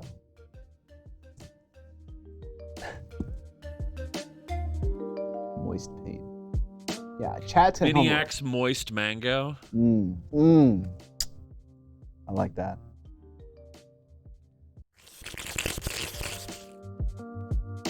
Had to use the tongue wipe transition for that one. Oh yeah. Scott, it's time. Is it We've 4:15? reached the end of the road, my dude. No, dude. I'm not done yet. I got the backside of this guy to do, but that's okay. I'll do it later. All right, chat. We didn't get there with the dice tower, but we will next time, and then someone will get it. We'll just start from 33 and then go to 50. Otherwise, thank you guys for hanging out, chatting with me as I just casually paint skeletons. You know, lower key stream. That's okay. Sometimes the hobby, actually most times the hobby is pretty low key. Thank you for hanging out. I hope you guys have a good Wednesday, but then on Thursday, don't forget to tune in to our gaming stream. Curtis and I are playing another game called Guild Ball. It's gonna be a lot of fun. Probably my Morticians versus his Butchers. And have a good time. Otherwise, if you don't tune in for that, have a great weekend. I will see you next Tuesday for another painting stream where I labor over more red fabric for hours. Or hopefully not, maybe something else. We'll see. Otherwise, thank you for hanging out again. We'll catch you on Thursday or next Tuesday. See ya. Whoa, how am I back? I'm gone.